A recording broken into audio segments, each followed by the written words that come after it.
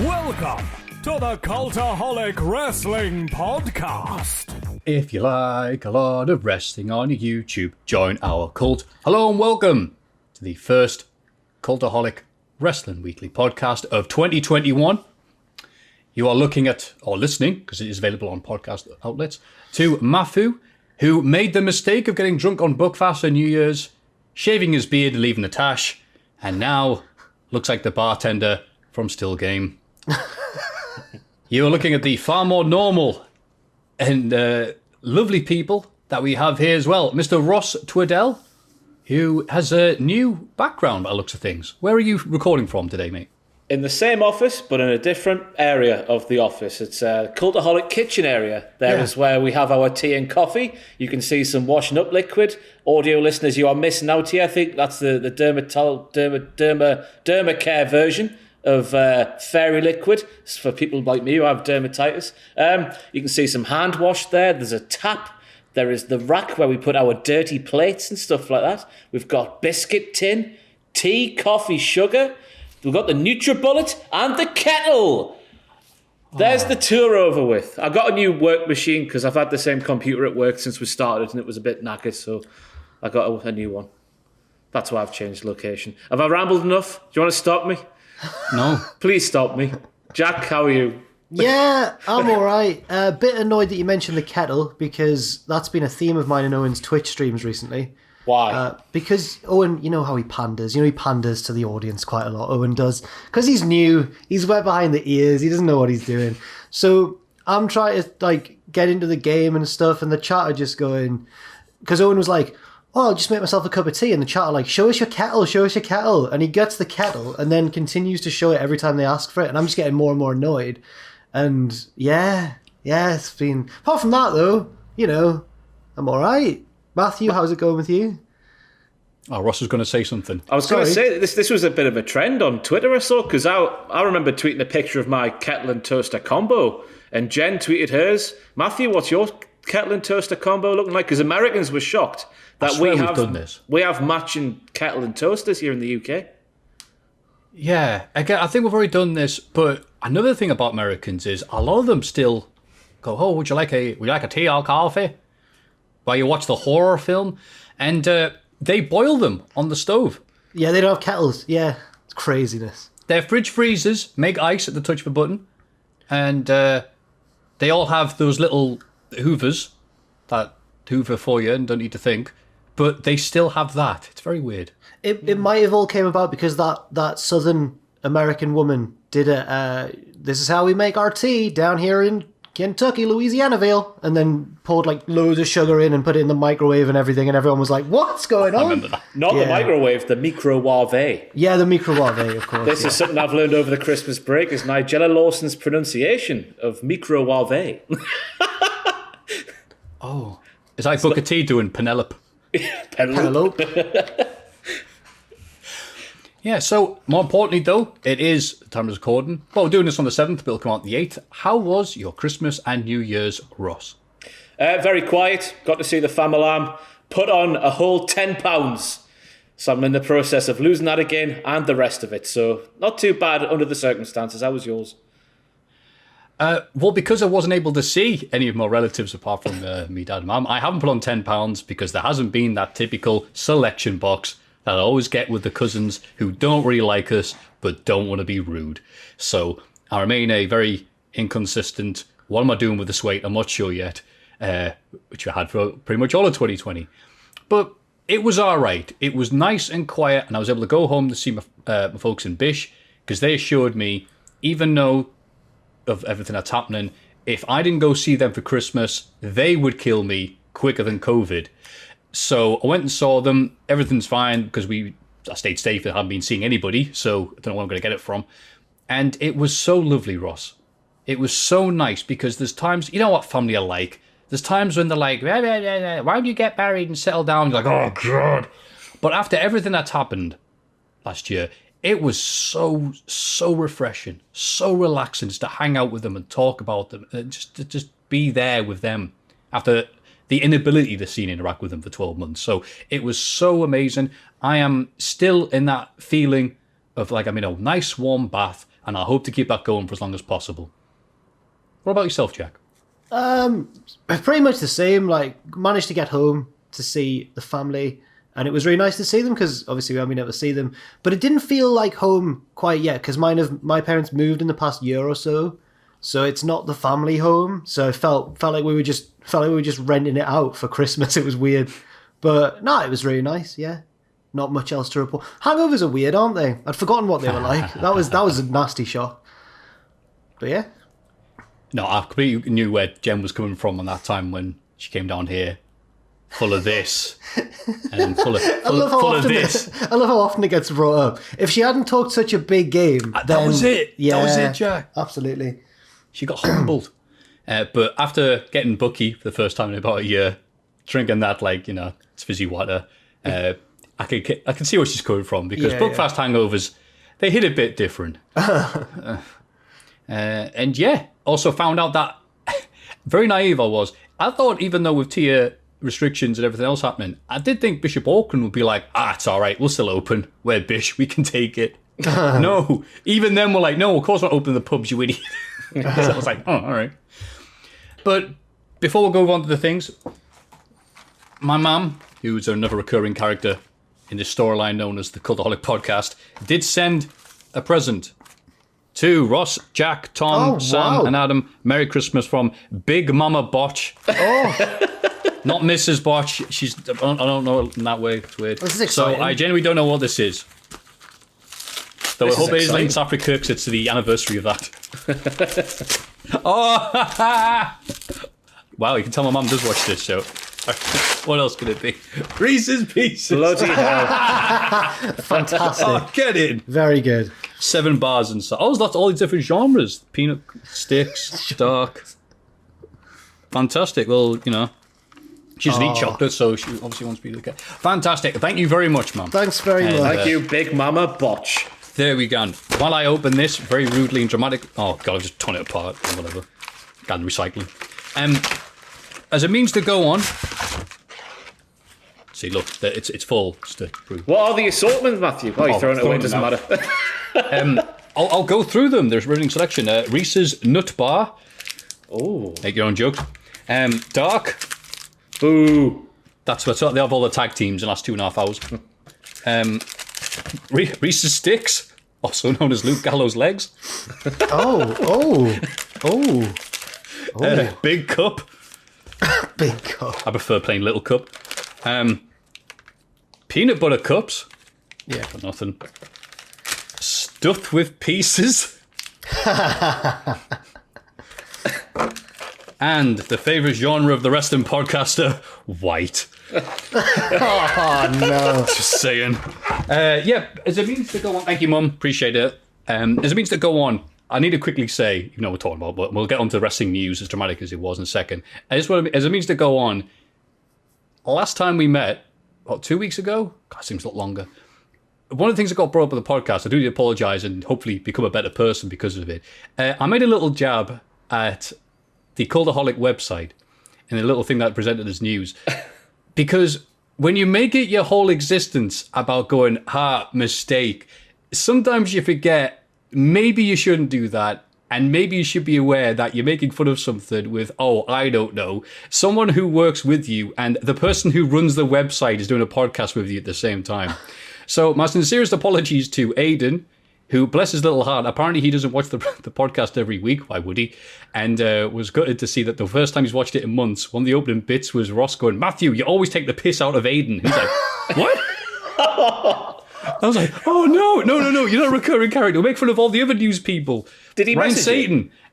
So I just want to clarify, Aiden, I'm really sorry. I'm completely wrong to be saying that little thing. And yes, it's a very stupid thing for me to go, hey, there's a mistake on the Cultaholic News website. Like, if you worked at McDonald's and a guy came up and said, how can I have a Big Mac? And I responded, nah, the crap.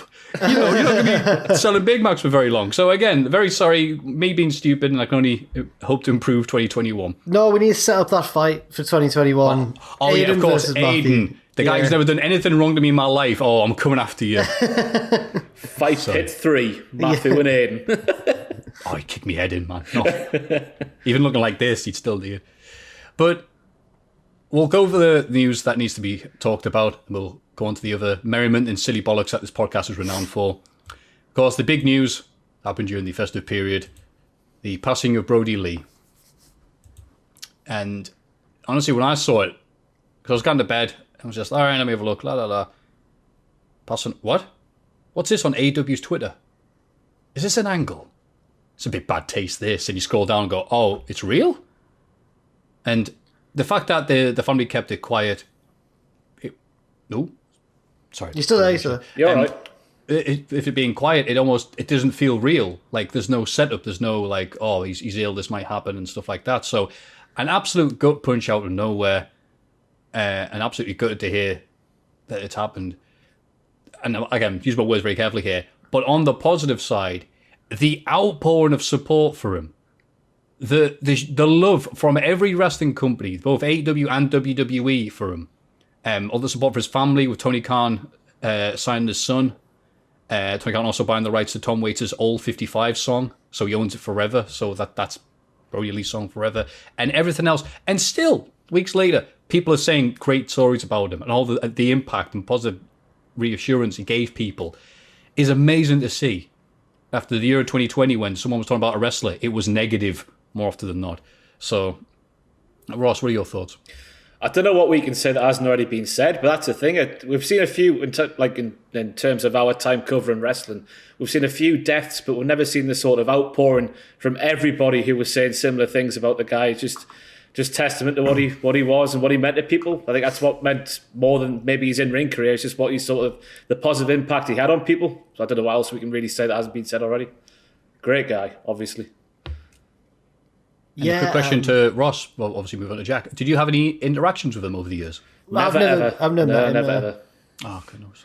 But I was just going to say that obviously we didn't talk about it because it fell when we were all off for Christmas, but the tribute show was just so well done. It was a great tribute to him.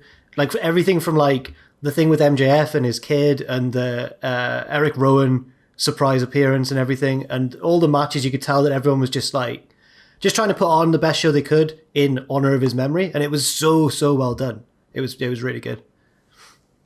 Yeah. And that's all we could say, but like the only interaction I had with him, I put this on Twitter, was one time, maybe it was something I was doing on the podcast, sort of thing, but he said something like, my DM's open, please send us some encouragement or reassurance. I forget which one it was. So I sent him Chuck Taylor gifts, because that's, it's going to make a bad day good. And he went, is this for me? And I went, yeah, some encouragement, Chuck Taylor. And he went, oh, I love Chuck Taylor, me. And then hours later, I think I woke up and he went, you send me some more. So, and apparently he also, again, spent the entire time talking about the influence and impact he had, but apparently the term shindies, which is a negative term for a bad independent wrestling company, came from him. He's the guy who popularized it. So thank you very much on behalf of all the good companies and the bad ones to Brody Lee. Also during the period, Danny Hodge, the legendary amateur and professional wrestler, passed away. Most known, amongst all of this amazing career he had, was the fact that he had extra ligaments in his hand. So even in his 70s, he was still able to publicly appear and crush apples. Yeah. And I believe the same line was used when Harley Race passed away. When he passed away quietly in his sleep. And someone replied, well, of course the reef had to come from when he was sleeping. If he was awake, it would have beaten him up. Moving back on track. My Skull and Ring of Honor have parted ways. Yes. It makes sense. Yeah. Ring of Honor recently turned 18, so he had no further usage for him. Call him as I see him. Carlito advertised for the Monday Night Raw Legends special. Didn't show up. Reason for his absence was apparently according to Wrestling Inc. and also good guy Aiden from Cultaholic. They did contact Carlito about being there, but he was never officially booked, and someone simply jumped the gun backstage by announcing him. Okay. Carlito kind of shrugged it off on Twitter. And I think it was Tom Campbell who said maybe someone whose gimmick is spitting bits of food at people isn't the best given the current global situation. Maybe that was for the best that he is now. But no, I like Carlito, and I'm always sad when he is rumoured to show up and then inevitably doesn't. So, yeah. Yeah, it's definitely a guy who I would treat as a legend, despite the fact that everyone else is like, world champion this, world champion that. It's like Carlito. Could have, but couldn't be asked. Brilliant. Love him. Yeah. Also, Mike Johnson, a PW Insider, and good guy Aiden.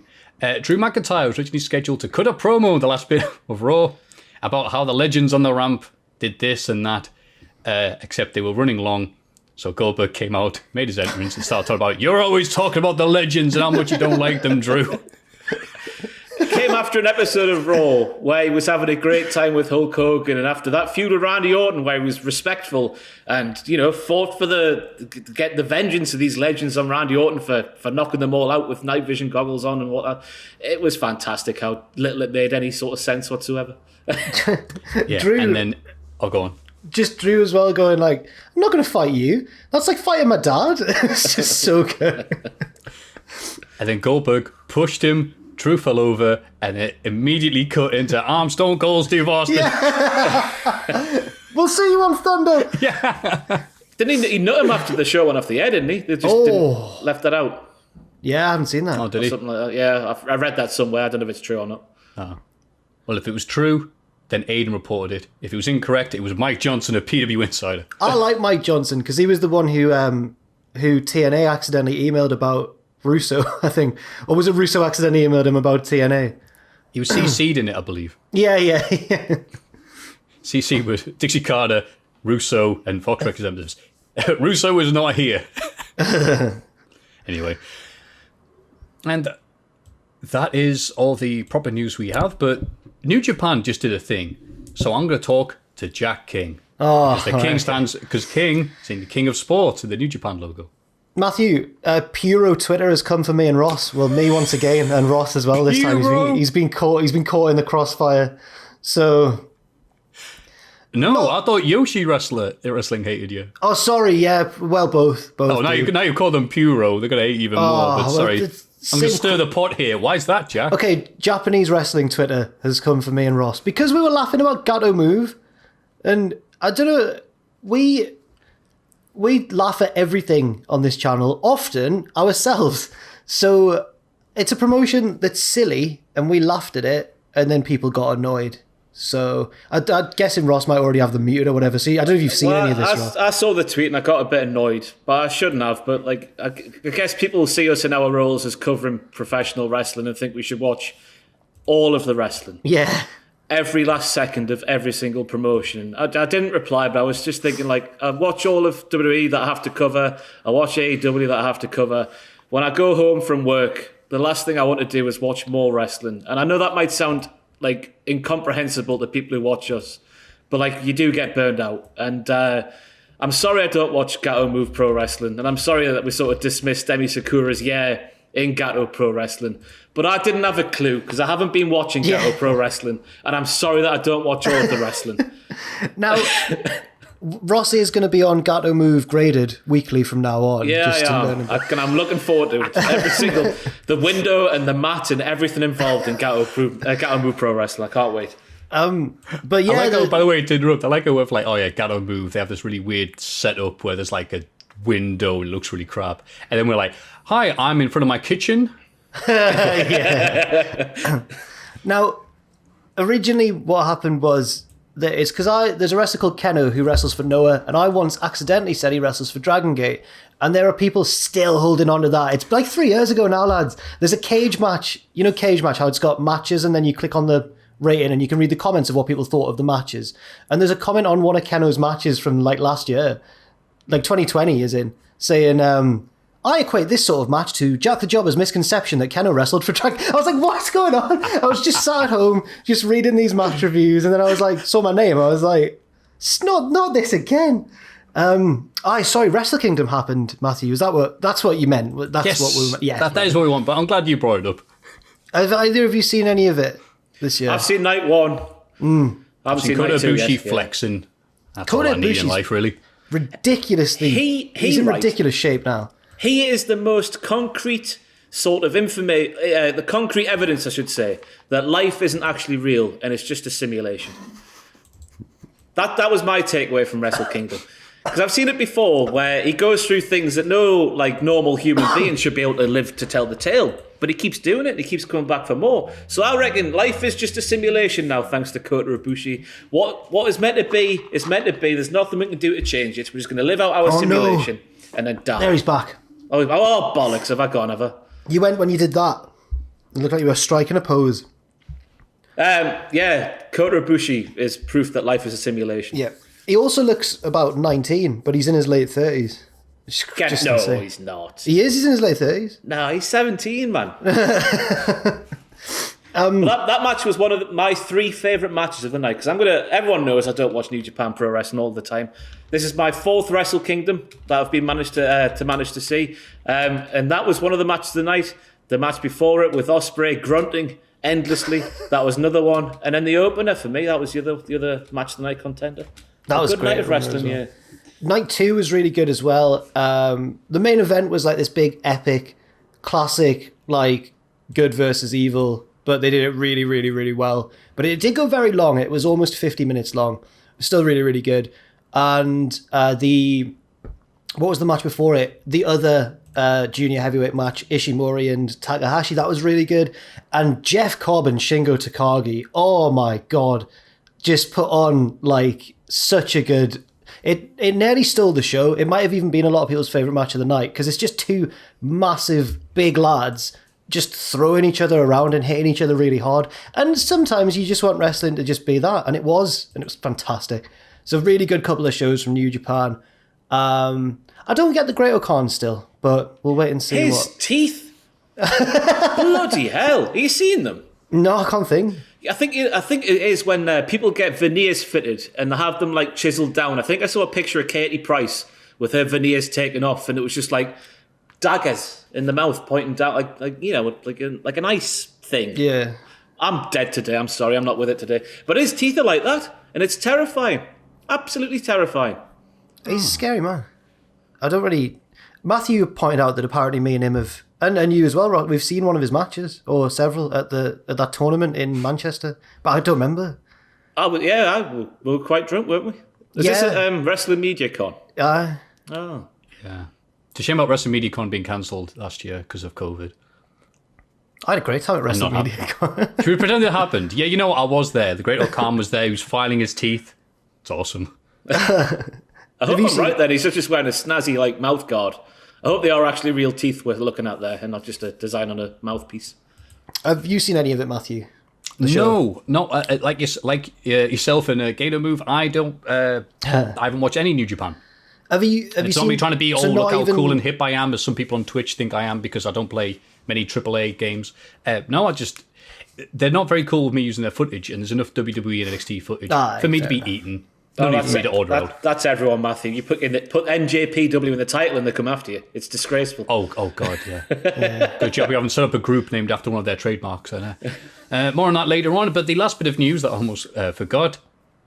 So AAA, Triple Mania was their big event they had just before Christmas. They actually had it. Wasn't sure if they were going to have it or not. And it was put on their YouTube channel. Their YouTube channel is no longer there. Oh. Because apparently, let's see, the promotion's parent company, screw that, we're not going to do a good job of that, is being sued by its USA headquarters and factory-made ventures, who at one point co-founded Lucha Underground, over the possible crimes of contract breach and copyright infringement. And while the investigation is taking place, their YouTube channel is momentarily taken down and the future is in jeopardy. Ooh. Again, the week after the biggest show of the year. And then, coincidentally, the El Rey network that aired Lucha Underground shut down on New Year's Day as well, because partnership with Univision ended. It was the best of times, it was the blurst of times. That'll be sad. So if you didn't see Triple Mania like I told you to last time we did this podcast, oh well. Yeah. Shame. And that, I think, is all the news that we've caught up with. It is, then that's the end of the segment. Hooray. Everybody get excited for the Cultaholic Hall of Fame! Now it's time for everyone's favourite segment. Oh, you all right there, Ross? What's that? Some breaking news coming in my ear from one Richard Tupman, who has informed me that it is indeed a mouthpiece of the Great O'Khan and not his actual chiselled down teeth. And it's a very convincing mouthpiece. It must be quite expensive. It was just Richard's voice. You obviously the listeners can't hear it, but his very unimpressed voice when he came through the headset. It was like speaking about New Japan with Sam. He talks down to me endlessly. Oh god! He makes me feel like such a bad person for not knowing more about New Japan Pro Wrestling every time I speak to him about it. Well, like just. Well, I know what you mean. I'm trying to get more info. You know, yeah. We all know a New Japan fan like that. Fantastic. Well, I'm glad you clarified that bit about the mouth guard. I'm sure when people cut out the bit where you said it was his real teeth and put it on Twitter, they'll make sure to include the other bit so you don't look silly. Yeah, I know. Someone tried to do that with me again with Taz. Oh, God. What were you saying about Taz this time? I didn't say anything about Taz this time. I've committed the crime of looking a bit like his son. So someone's put like, oh, yeah. A few people have been. Well, apparently, I don't really know. It's because he's young. It's because young Matthews. Because he's young and wears hats. Well, sometimes wears a hat. Yeah. Do I look like him there? Okay. Are you taller than your dad? It's very close. We're the same height. So no. No, well, maybe marginally, yeah, but not. I like that you're like, well, it's close. Some days I'm taller than him. Some days you're taller than me. I think I'm 5'10", and he's almost 5, and he used to be 5'10" and has shrunk a bit. So yes, I am taller than my dad, but it's not as different as Hook and Taz. Awesome. What would you be called if you had the choice of naming yourself after your favourite kids film like him? Because if my dad was Taz, I'd probably be called Pokemon the first movie Greg at this rate. I'd be Jack Street Fighter the movie king. Ross, the Nightmare Before Christmas Tweddell. Yeah. You have to hear that Justin Roberts voice announcing it as well. So, anyway, yes, this is the second bit of the podcast where we do the Hall of Fame. So, in condescending order from the last time we were together, in third place, 1 billion lions. Yeah, well, I'm still getting tweets to this day of people going, well, Charizard can fly. There's 1 billion of them. I'm not going to talk about it anymore.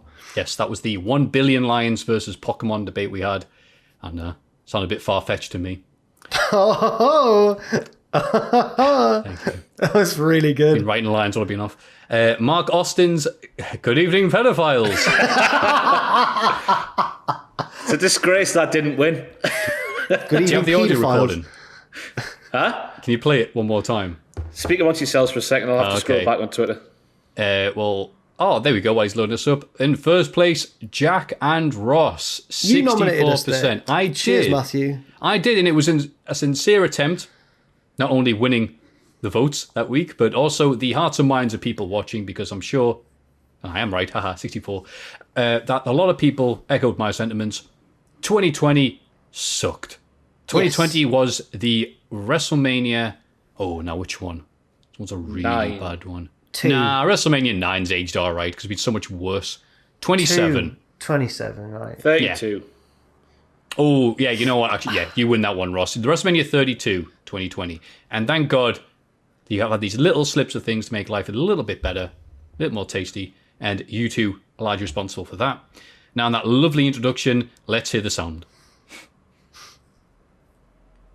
This is ITV News at 10 with Mark Austin and Julie Etchingham. Good evening, paedophiles. Never ever gets old, does it? Always use a comma, kids. Always use a comma. Beautiful. Just steamrolled right through it.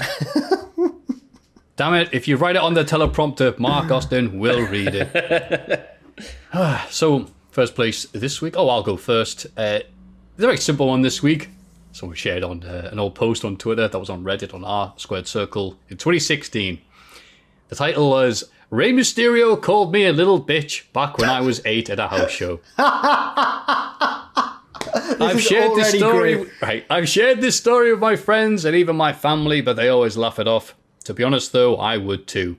Anyway, Rey Mysterio was doing his regular entrance of talking to us kids while whispering things to us.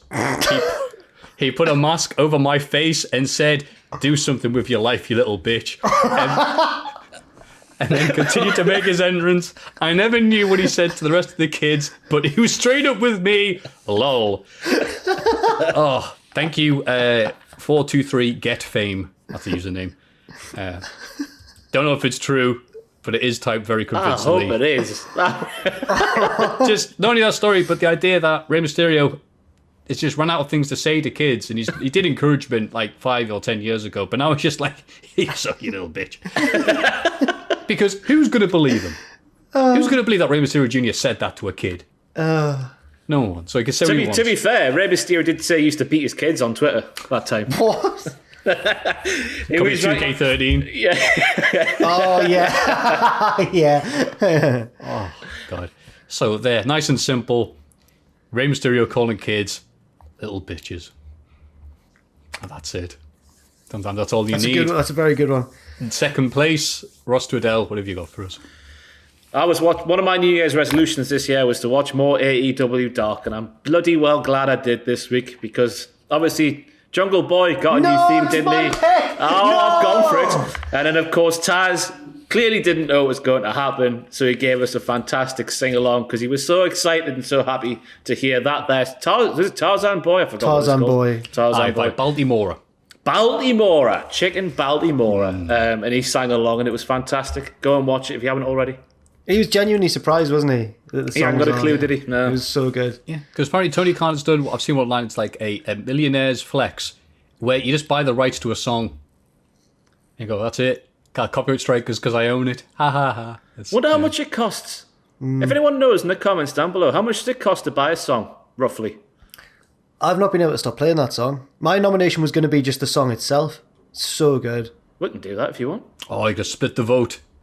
No, for me, then. No, I don't. I can do Taz's reaction for my entry, and you can do the song itself. Yeah, the song. I'll just do the song itself because it's so good. I'd never heard it before, because apparently it was a big hit. You never heard the oh. Maybe I've heard it and not realised, but I've never heard the song properly. And surely it's been on in Rise or something. Maybe. Could be a Rise. Sometimes they'll play like Duran Duran and stuff. Like they do play 80s. Yeah. It's definitely, I think they were one hit. Well, actually, I'm not sure, because I couldn't name any of the Baltimore No, I hits. did some research on Baltimora. Oh, go on. The singer is an Irishman.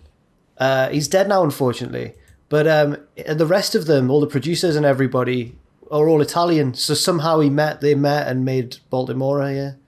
So that song was... Apparently they're one-hit wonders everywhere apart from Italy, where they're quite beloved. That makes sense. It's quite nice. So, but I'd never seen... I've seen like footage of Jungle Boy and PWG, but I've never seen the entrance with the music, so I can't wait for crowds to be back properly, because surely everyone's going to sing along to that. Yeah, they'll stop singing along with Judas. Now they'll see what Jericho's doing a podcast about. Oh my God, yeah. What's he doing a podcast about? Oh no. Oh, lots of lovely, happy things right now. I want to know. Oh, It's okay. very- He had some COVID deniers on. Oh, for God's sake, man. But he's not a political person, Ross. It's all right. If you tweet that you're not a political person, have COVID deniers on. After you did a gig in 2020, which spread it, whatever. He had Trump's son on as well, didn't he? Not too long ago. He was asked, "Do you do politics?" And Jericho went, "No." Well, whatever. But yes, I remember that song back in the day. It was a "You're the Man Now" Dog meme, and it was associated with the drink gay juice. Because it was a different time, I guess. So it's weird seeing these things come back, and now it's back again in a new, completely different meme form, where it's Taz singing it because he didn't know it was coming. That reminds me of my pizza boy delivery days, and going to the petrol station late at night, flagging a bit because it was late at night, and going for an energy drink and finding one called Pussy. Do you remember that one? God, it was natural, all natural ingredients or whatever. It was lovely. Nice berry. It was berry variant. It was it's a delightful beverage. It was But a if they still strange sell drink. it, yeah. That Pussy. Was it with one S? I think I remember it. Two S's. Two S's? Wasn't it? Yeah, Was, two was, S's. was it an E on the end instead of a Y? No, why? Wow, no, I don't remember that. No. Yeah. In a white can it was with pink letters. Little white pussy. Little white pussy. There's some more stuff to get clipped. Anyway. So are you telling me one of you's doing Taz's reaction and one's doing Tarzan Boy? Correct. Yeah. Whoa. Damn it, now people really have to decide. I was going to nominate originally before Dark last week. I was thinking, I'm going to nominate Maffew back to be because he nominated me in Raw. And I thought, no, I'm not going to stoop to that. I'm not going to pander. So I'm just going for a song instead. Yeah, you're not going to pander. You're not some other members of Cultaholic. So, good for you for standing on your morals, Jack. You need them to look over your dad. So, those votes for the Patreon people.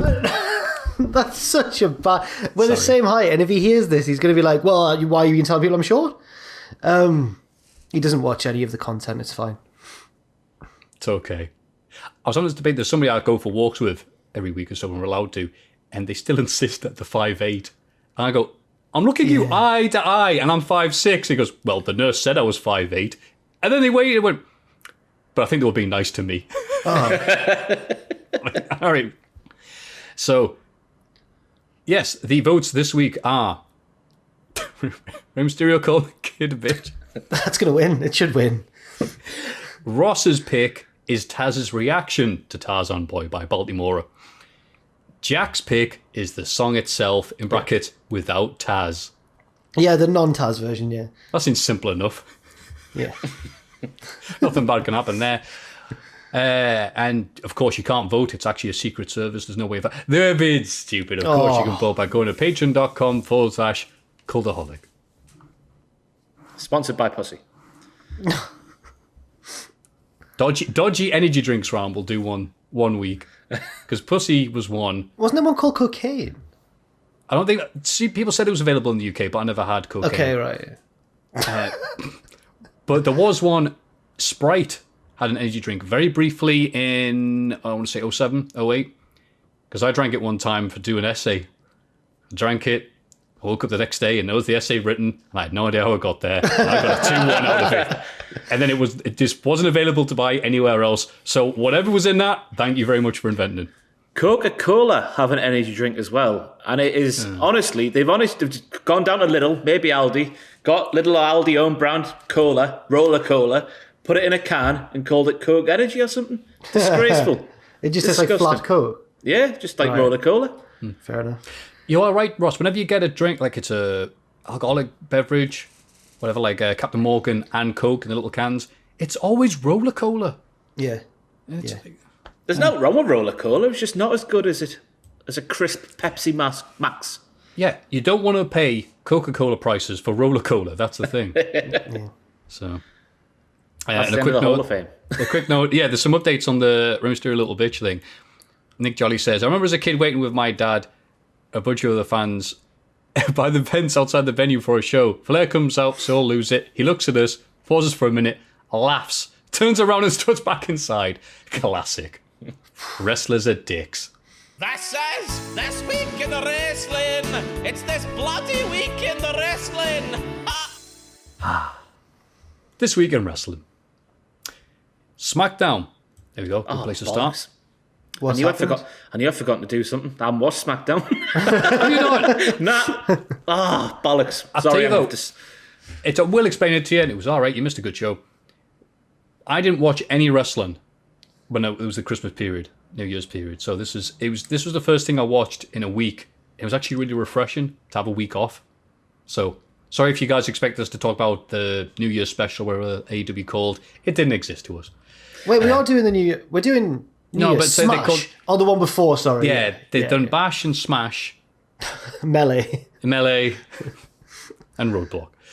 SmackDown. Kevin Owens interrupts Reigns' opening promo and says that Roman's family failed because he's still here. And now he wants revenge on Jey Uso. Backstage, Adam Pearce. Not on Roman, on Jey. Yeah, because he's an interfering little so-and-so. Backstage, Adam Pearce won't give Owens the match with Jey for some reason, but eventually he does because he's contractually obligated to make an appearance and do something. Is that little Adam Pearce? Yeah. More on that later. Sami Zayn attacks Big E during a match with Corbin because, of course, the week before this, Big E won the IC title from him. Apollo Crews saves him. It turns into a tag match between Zayn and Corbin, Big E and Apollo.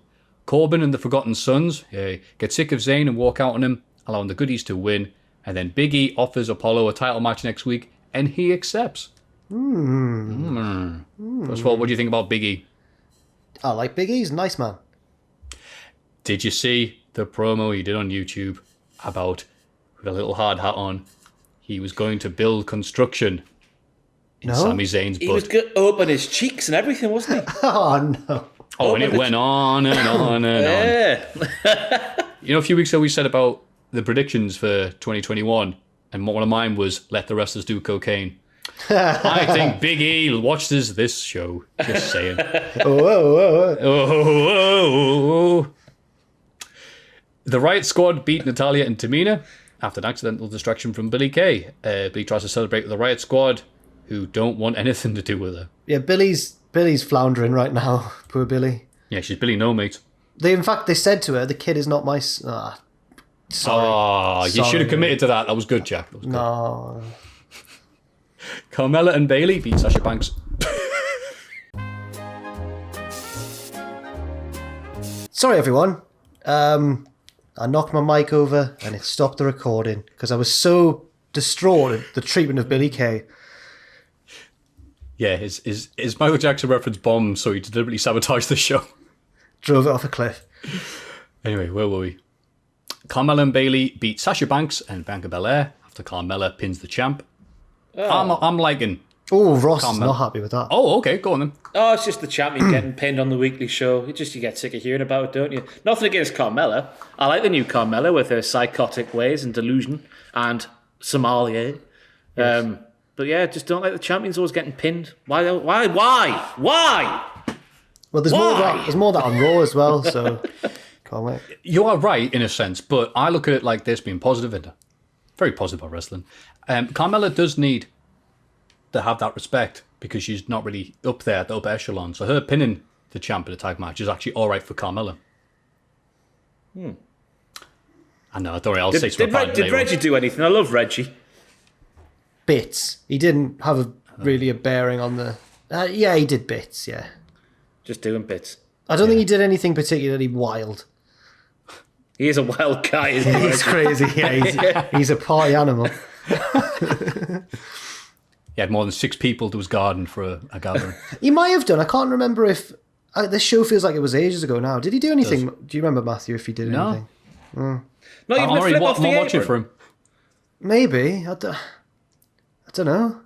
Anyway. It feels like, right, because I swear I've seen him do it about 20 times, even though he's only been on SmackDown. About 4, maybe? Yeah. A flip off the apron. He loves it. He loves a bit of flippy action, does Reggie.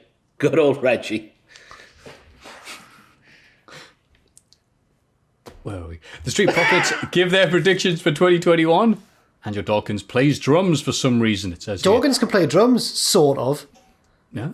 He's all right. So he's not completely useless. Oh, I'm joking, everybody, calm down. It's all right, man. he's a good hot tag. I just don't know why he was playing the drums. Get Street Profits Twitter mad at you now. Ziggler and Rude ambushed them and beat them down, but the drums weren't the story. The story is Ziggler and Rude now have a new tag team name. The Dirty Dogs. Oh, yeah. Shirt said it. Dogs. When he pushed, because the ambush came when Rude pushed Dawkins over the front of the drum kit, and it reminded me of the fight in Step Brothers when he teabags his snare drum. Good times.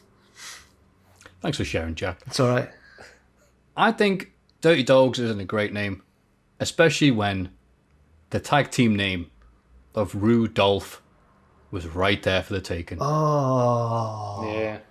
Rudolph, the wrestling tag team, could have been the theme. Had a very crappy push. To be fair, I do like those two slime balls being called Dirty Dirks.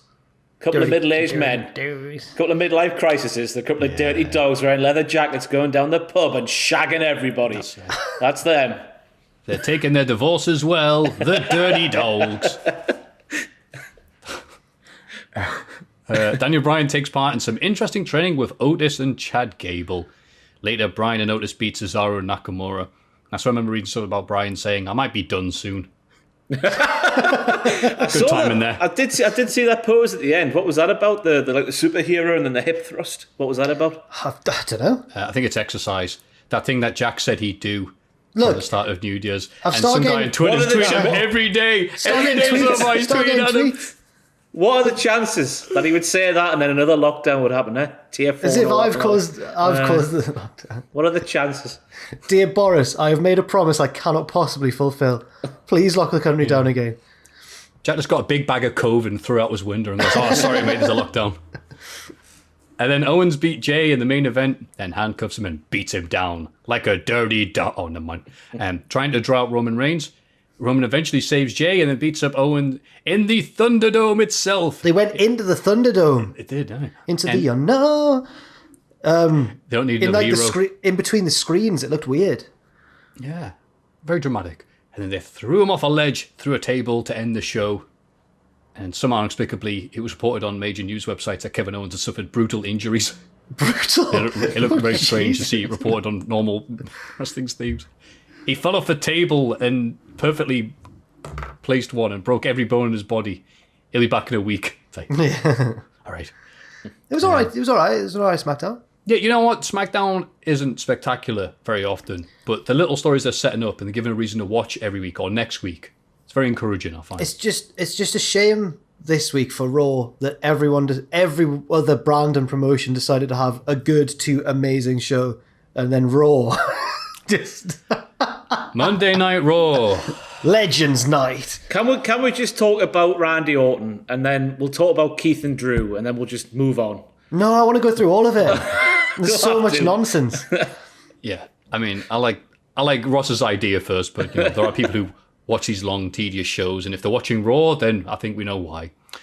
We get a cold open. It's a good pun there, because Hulk Hogan's there, introducing the H-phone. Says here, I don't know why. Should we talk about how Hulk Hogan said the young guys are very cold to him for some reason? I think the quote was something like, maybe they're scared that he's going to take away the main event from them. Yes, that must be the reason why they don't like you, Hogan. Was it Big I can't think of Swole? anything else you've done recently that would make them dislike you. Was it Big Swole who went on Twitter and went, I don't think that's why, Terry, mate? I think every wrestler was like, wait, can I go first, then you go second? Oh, okay, you've been in the business longer than me to do that tweet. But I don't know, it must be interesting to live a day in Hulk Hogan's head and see the world how only Hulk Hogan can see it. Because it is amazing. Sorry, I was going to say, you know how Homer Simpson sees the world when he puts on Flanders glasses? Yeah. It's like that, but everyone's in red and white and the song, red and yellow, and the song is just playing constantly, and it's just, everyone's like, yeah! He opens the door and all the neighbours and the postman stops what they're doing and goes, Hogan! Anyway, What was it, Ross? What were you saying, Ross? Sorry. I was just going to say that apparently in the news it was saying that Ric Flair and Hulk Hogan got in the production meeting for this week's Raw. And I caught up on last week's Raw in preparation for the podcast, and that went off the air with Randy Orton with a naked flame in his hands and Alexa Bliss drenched in petrol. And we were asking ourselves, did Randy Orton set this woman on fire? Is Alexa Bliss dead? Is Randy Orton in jail for murdering 2 people and setting them on fire? And then the next episode starts with Hulk Hogan going, this is a H-phone, brother. You can do the tweet, brother. You can do the Instagram, brother. You can do something else, brother. You can even make a phone call, brother. I know he swore there. Why are we not starting with the next update in the story that is Randy Orton setting everyone on fire instead of this bollocks? Oh, it pissed me off, that did. Oh, it got me going. Oh. It's true. Yeah. Don't use common sense, Ross. Oh, just, why do, hey. People call us AEW shills, right? But I like to think we're quite objective on this channel. When we see something we like, we say we like it. When we see something we don't like, we say we don't like it. But WWE don't help their cause a lot, do they? Why was that happening? Sorry about that. No, that was I would lovely, love it Ross. if we beat them. Love it. Oh, speaking of which, did you see? I don't know. Who cares about Raw? Speaking of legends, did you read the Guardian article this week about Tio Asprilla? No.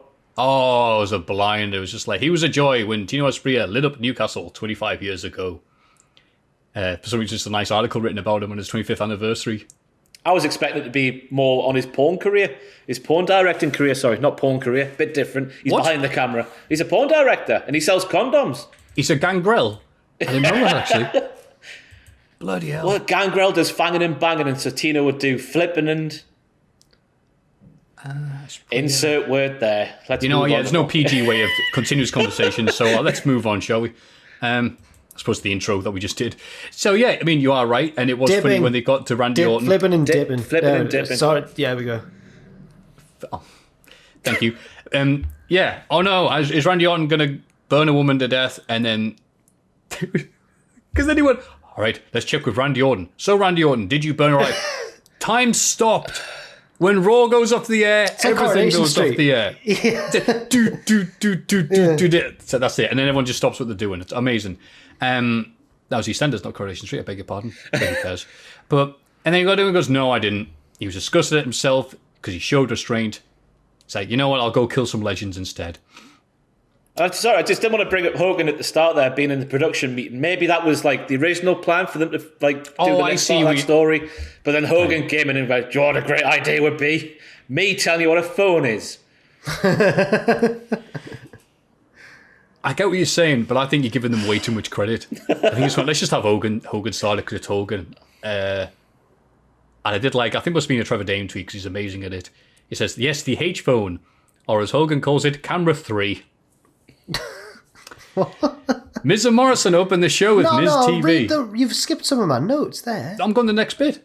I thought you'd skipped some of my Orton notes. No, we'll do it in order. Sorry. Miz and Morrison opened the show with Miz TV. Their guests are The New Day, who crashed the segment and are arguably being more annoying than the actual heels. Teddy Long interrupts and books Miz and Morrison versus The Undertaker. No, they're not. Adam Pearce corrects him. It's actually a tag match between the two teams in the ring, and The New Day win. There's a few things there. The New Day work when they're doing their shtick against a team who are being serious. They work really well against the Hurt Business when they're stood there like this, and then the New Day are like, New Day, and it works. When they're two teams being silly buggers, it's just having the mirror next to another mirror and just bouncing off. It's an infinite amount of silly bugger. It's like when Sandy Toksvig left Bake Off and Matt Lucas replaced... No, I like Matt Lucas, but you can't have Noel and Matt Lucas together. There's too much silliness. Right. You need Sandy... And I know Sandy gets involved with the banter now and then, but Sandy's more... She's the more... You know what I mean? She's the more serious one. This is that. The Bake Off is Raw. You need to have Morecambe and Wise, not Morecambe and Morecambe. Exactly. You need an Ernie Wise. Yeah. Yes. And then Tay Long showed up and did his one of two memes. See, the Undertaker as the tag thing. And I realised to my horror that this is now an old joke. Yeah. Because he was doing this when he was GM of SmackDown in 2007. It's just weird. You're like, oh yeah, that's not... Teddy Long hasn't been a regular part of the show in years, has he? Because even his joke is old. Yeah. Anyway, the New Day win. The Miz, should be worth mentioning, for people who haven't been paying attention, got his briefcase back. Oh, aye. Because it turns out Morrison did the briefcase. I'm thinking, did we even cover TLC? I guess we wouldn't have if we No, we did cover TLC. We missed the Raw when he got it back. Oh, there we go. Yeah, Morrison cashed it in for him, and that doesn't count. It can only be the dude doing it. And people find out, like, a manager can't do it. And people showed all the times that Heyman had cashed in on behalf of Lesnar. And then people went, well, that's because he's not a manager. He's the advocate. Oh. And that's the type of wrestling logic that we need. Anyway, what are your thoughts here, Jack or Ross? Well, I'm just confused because apparently the rumours were that they were desperate to find a way to get the briefcase off Miz because they put it on Miz to get it off Otis. Then they realised there was nothing for Miz either because they've got the two champions are Drew and Roman. They're both like unbeatable right now. So they had this perfect reason to take the briefcase off Miz and they've put it back on him. I don't understand why. Ross? So Goldberg can flatten Miz. Yeah. And Goldberg can cash in and save us a clean victory over Drew McIntyre, which I'm terrified is going to happen. I hope it doesn't. It shouldn't happen, but I'm terrified it will happen. But sounds very likely. Yeah, I don't understand that opening segment to Raw. It's just fully justified them bringing back everybody to take the current day people off the show because that was a horrible segment involving current day people. Yeah, the New Day are really good, but you could tell here that the material they were given was really shoddy. Why would they want to be more annoying? Like, I fully understand them going like, oh, here's how crap you are on your crappy show. But why would they then be more annoying and come out looking like bigger dickheads? Didn't understand that. I think they were protesting Hogan. They're like, you know what? Screw this. We're drawing a line in the sand. No more oldies. Let's make this a bad a segment as possible so everyone tunes off, so the ratings are low, and they never bring back Hogan and Flair, etc. It's a shame that didn't work because it was the highest rating forever. God. It's just what we needed. Oh well, 10 out of 10 for trying. Randy Orton, after he admits that he didn't burn a woman alive. Throughout the night, we get little segments where Orton is essentially a bit of a meanie towards various people. Lovely write-up as always, Jack. Including the Big Show, Mark Henry on a little, what do you call that? Yeah, like a Scooter? Yeah, kind of, yeah. He's hurt his leg, I think. Yeah. Yeah. In his little scooter, and Ric Flair. You know, the exact same thing he did a few months ago in his feud with bloody Drew McIntyre, or whatever. He then beats Jeff Hardy. I like the fact that it's the way he went, like, I'm going to go and find me some legends to kill. And then next thing, he's a Big Show going, you're old. He's just like, he's not attacking them. He's just being a little bit mean to them. Why did the Big Show not do anything back? Like, was there some sort of unwritten rule now? Because Orton throttled him, and Big Show was like, doing like the Joe Pesci off Home Alone. Yeah, I don't know.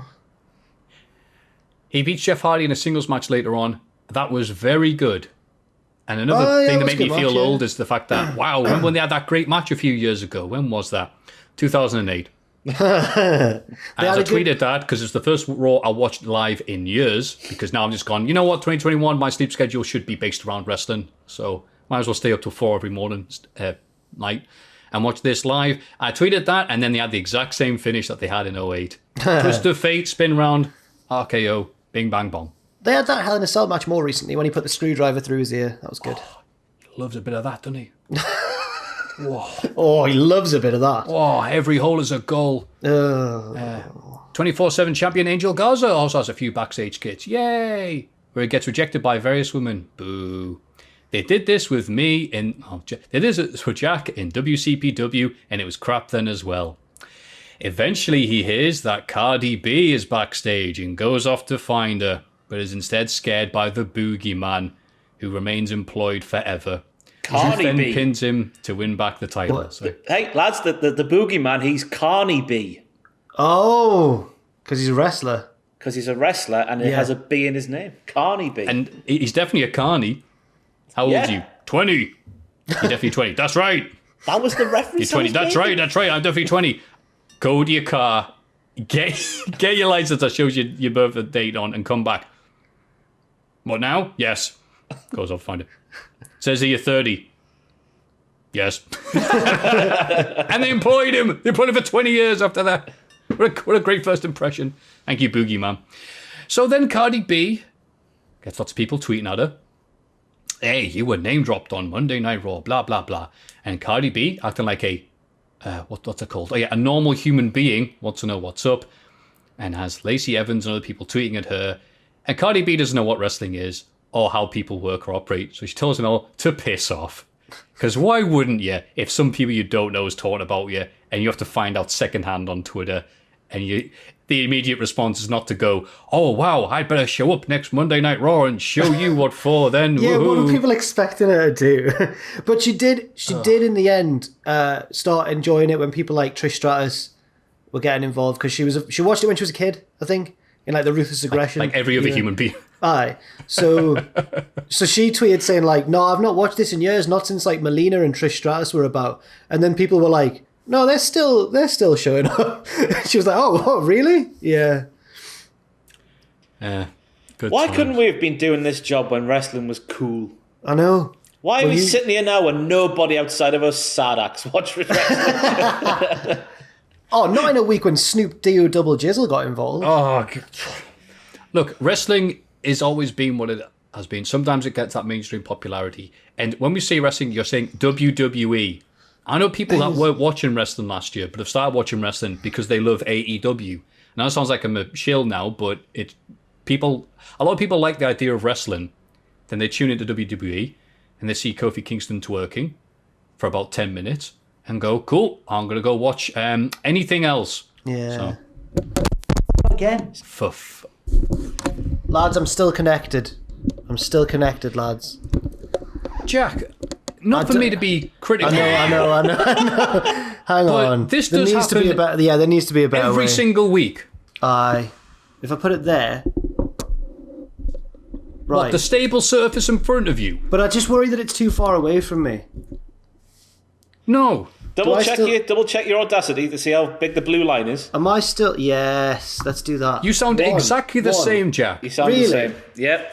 You have been putting that there for months with a table in front of you. Don't tell me. And you've only now decided to put it there, rather on that dodgy half a couch you've got there. Maffew Alvarez is debuting on the podcast. I know what's going on. Oh, it's always sound like -5. he put the microphone on a table. Not on the big surface, on the little surface. The worst rated episode of the Cultaholic Podcast. Anyway.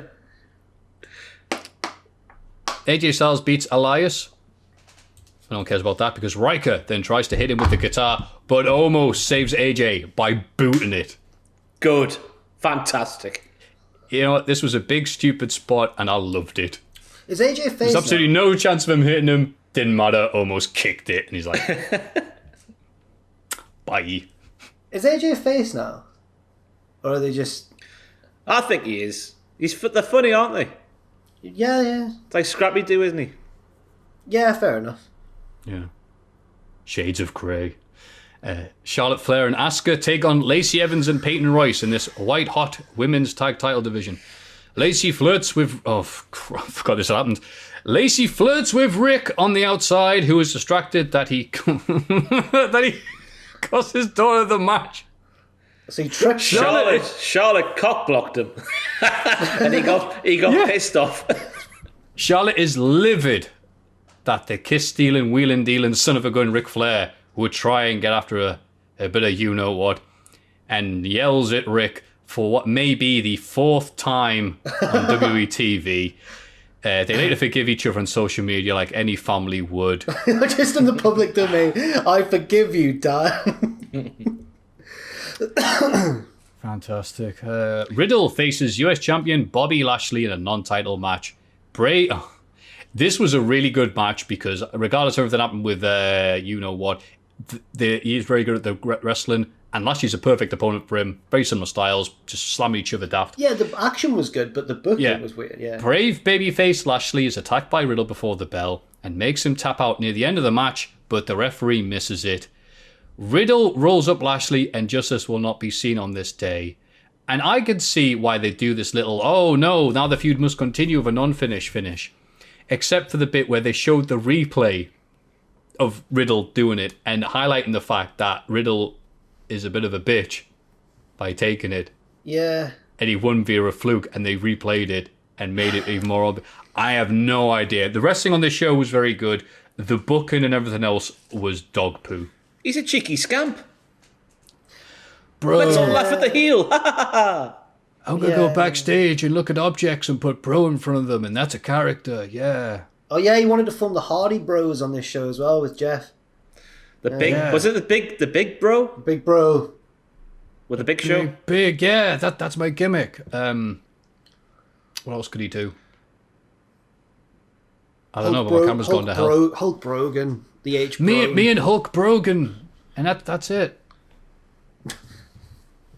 Awesome. I love what we criticise Raw and their production and how they do things, and then on this show, something like a microphone falling off happens twice in one episode. Right, well, it didn't, so that's a lie, isn't it? So what happened was, I was notified by Richard, who's doing a wonderful job, that I was actually quieter and that you two are actually liars. So we've tried to remedy the situation. There we go. I'm a bit frazzled, lads. I'm a bit frazzled. My I'll head's not gone. prod you again then. Shayna Baszler attacks Mandy Rose during her entrance. The hits continue. So Dana steps in to take her place and beats Shayna Baszler in seconds. She's not even in ring gear, Maffew. And then they get up and beat her up afterwards and send her back in.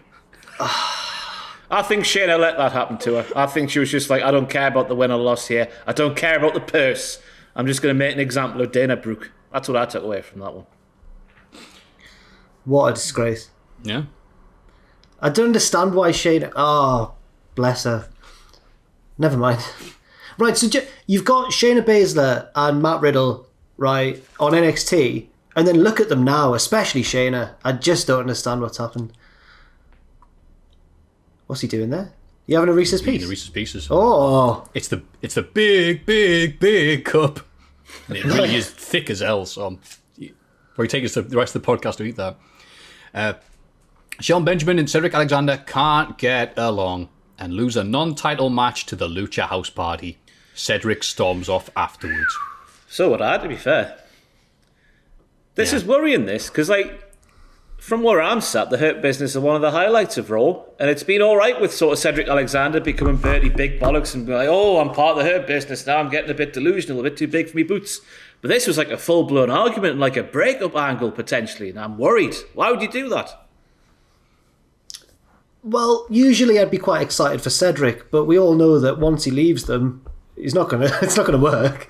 They're not going to push him well, so yeah. Cedric leaves the Hurt Business for 1 week, teams up with Ricochet, and the next week he's like, Hurt Business, I'm sorry. Yeah. Can't come back, please. You'll do what everyone does, like when there's been a few examples where people have turned on partners to go after the 24/7 championship. Oh. Tucky did it. Who else did it recently? Who? Tucky. Everyone knows Tucky. I don't recall. Tucky. Is he a WWE guy? It was this time last year, is the one I'm thinking of. Mojo's offensive lineman. Oh, yeah. Riddick Moss turned on Mojo to go after the 24/7 title. Where's Riddick been?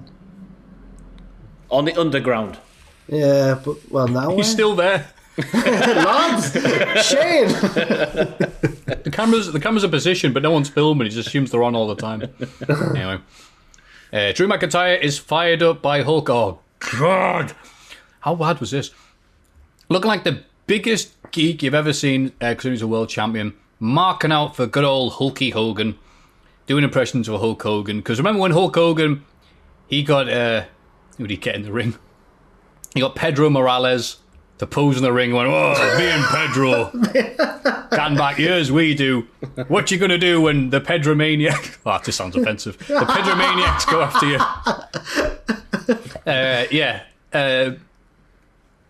Rubbish. The legends all come out to support Keith on the stage. Even Hulk Hogan, who just put over Drew McIntyre. Was Hulk there as well?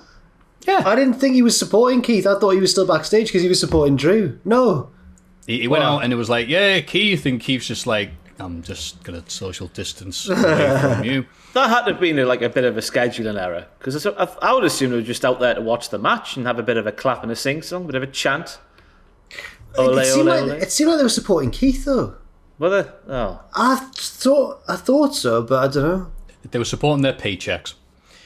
The legends all come out, and with that enforcement, they have a tremendous match. What a barn burner! What a slobber knocker! It was a good match.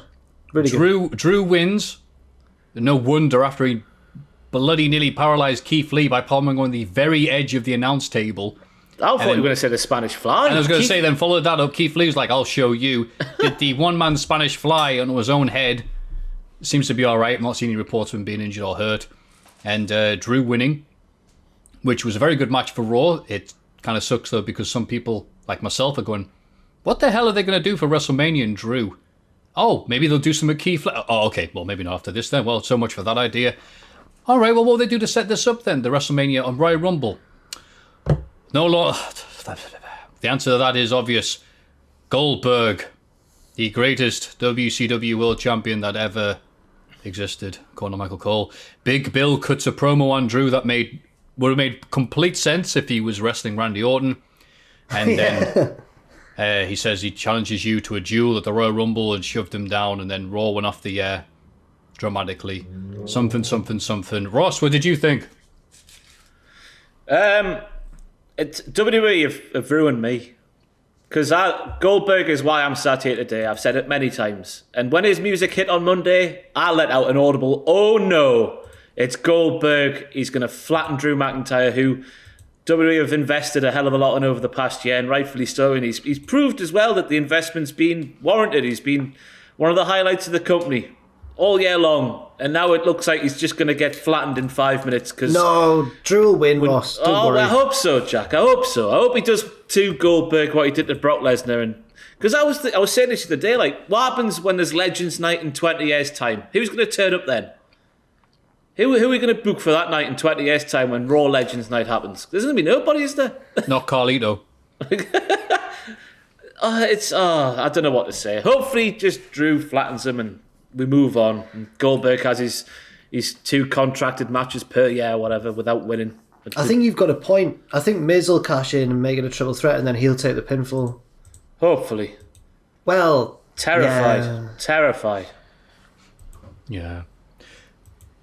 It was so weird watching WWE talk about how great Hogan, Flair, Goldberg, Big Show, Mark Henry and his little scooter, how great they were, how amazing they were. Followed up by a Monday Night Raw, where no one on the show was booked anywhere as strong or as good, or sounded or good on the mic, as any of the people on that show. How hard it'd be legends. And they have said many times that they're not wanting to have mega stars. They want the brand to be special, which is good when you're drawing, 5.0 ratings, but when you get them struggling to get 2 or whatever it is the bloody did, it's like, yeah, you don't have a brand because no one's strong. Yep. Mustafa Ali, we need to mention as well. Honourable mention for his promo on Raw Talk, or whatever the hell it's called these days. Oh, goody.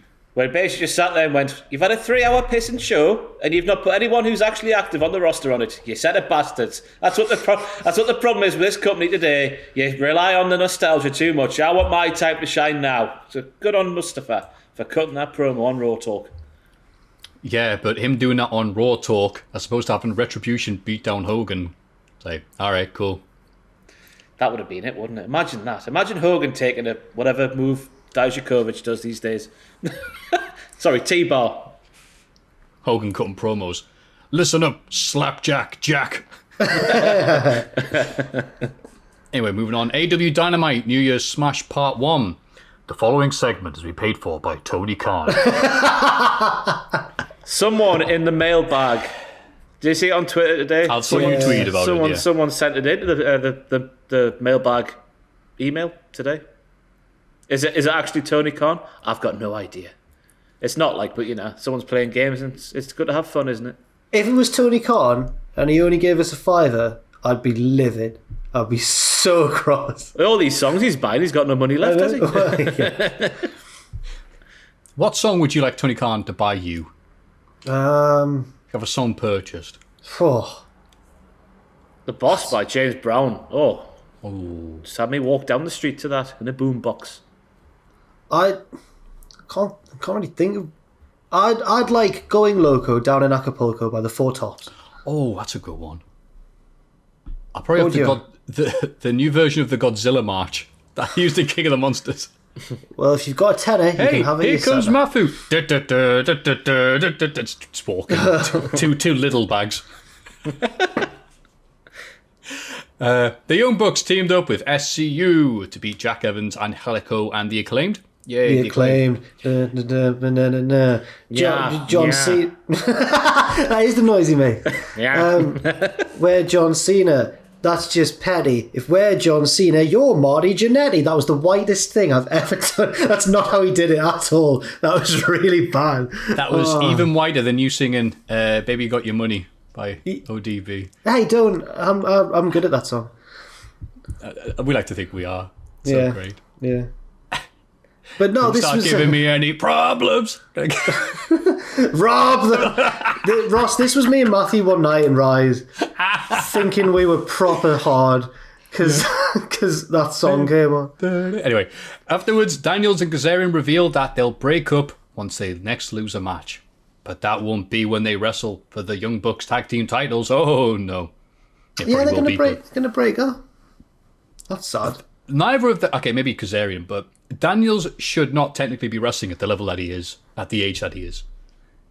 He's old. Another example of life being a simulation, in my opinion. You're trying to convince me here, Ross. People are going to clip that out and make me like, right, tosser, aren't they? I don't actually think that. It's just a way of saying these men are doing things they shouldn't be doing for their age and stature and all that malarkey.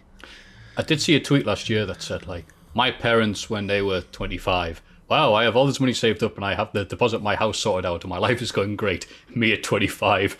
Nah, none of this is real. Come on, this is a simulation. Who are you trying to kid? Hey, but on a related note, these boomers need to realise that the world we're living in is not the world they lived in. Because I had the talk going like, why haven't you got a big house yet, Ross? Why are you just in your little flat? It's because houses were very cheap when you were my age, ma'am. And they're a lot more expensive now. Yeah, it's this thing called the right to buy scheme, which ruined things for a lot of people. And yeah, I had this discussion with some people, with both my parents and my friend who I talked about stuff.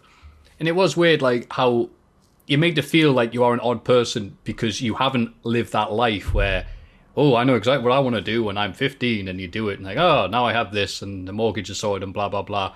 Meanwhile, I'm still like, well, I just hope everything turns out all right this month. 2022 does not exist, folks. Anyway, Jon Moxley vows that he'll get revenge on Kenny Omega, but won't interfere in the title match tonight. Backstage, Miro, disguised as fancy wallpaper, challenged Chuck Taylor to a match next week. If Miro wins, Chuck has to be his young boy, in the New Japan sense, until Sabian and Ford's wedding. But all your savings on Miro then. Yeah, because, I mean, that's some Chuck Taylor skits in the bag.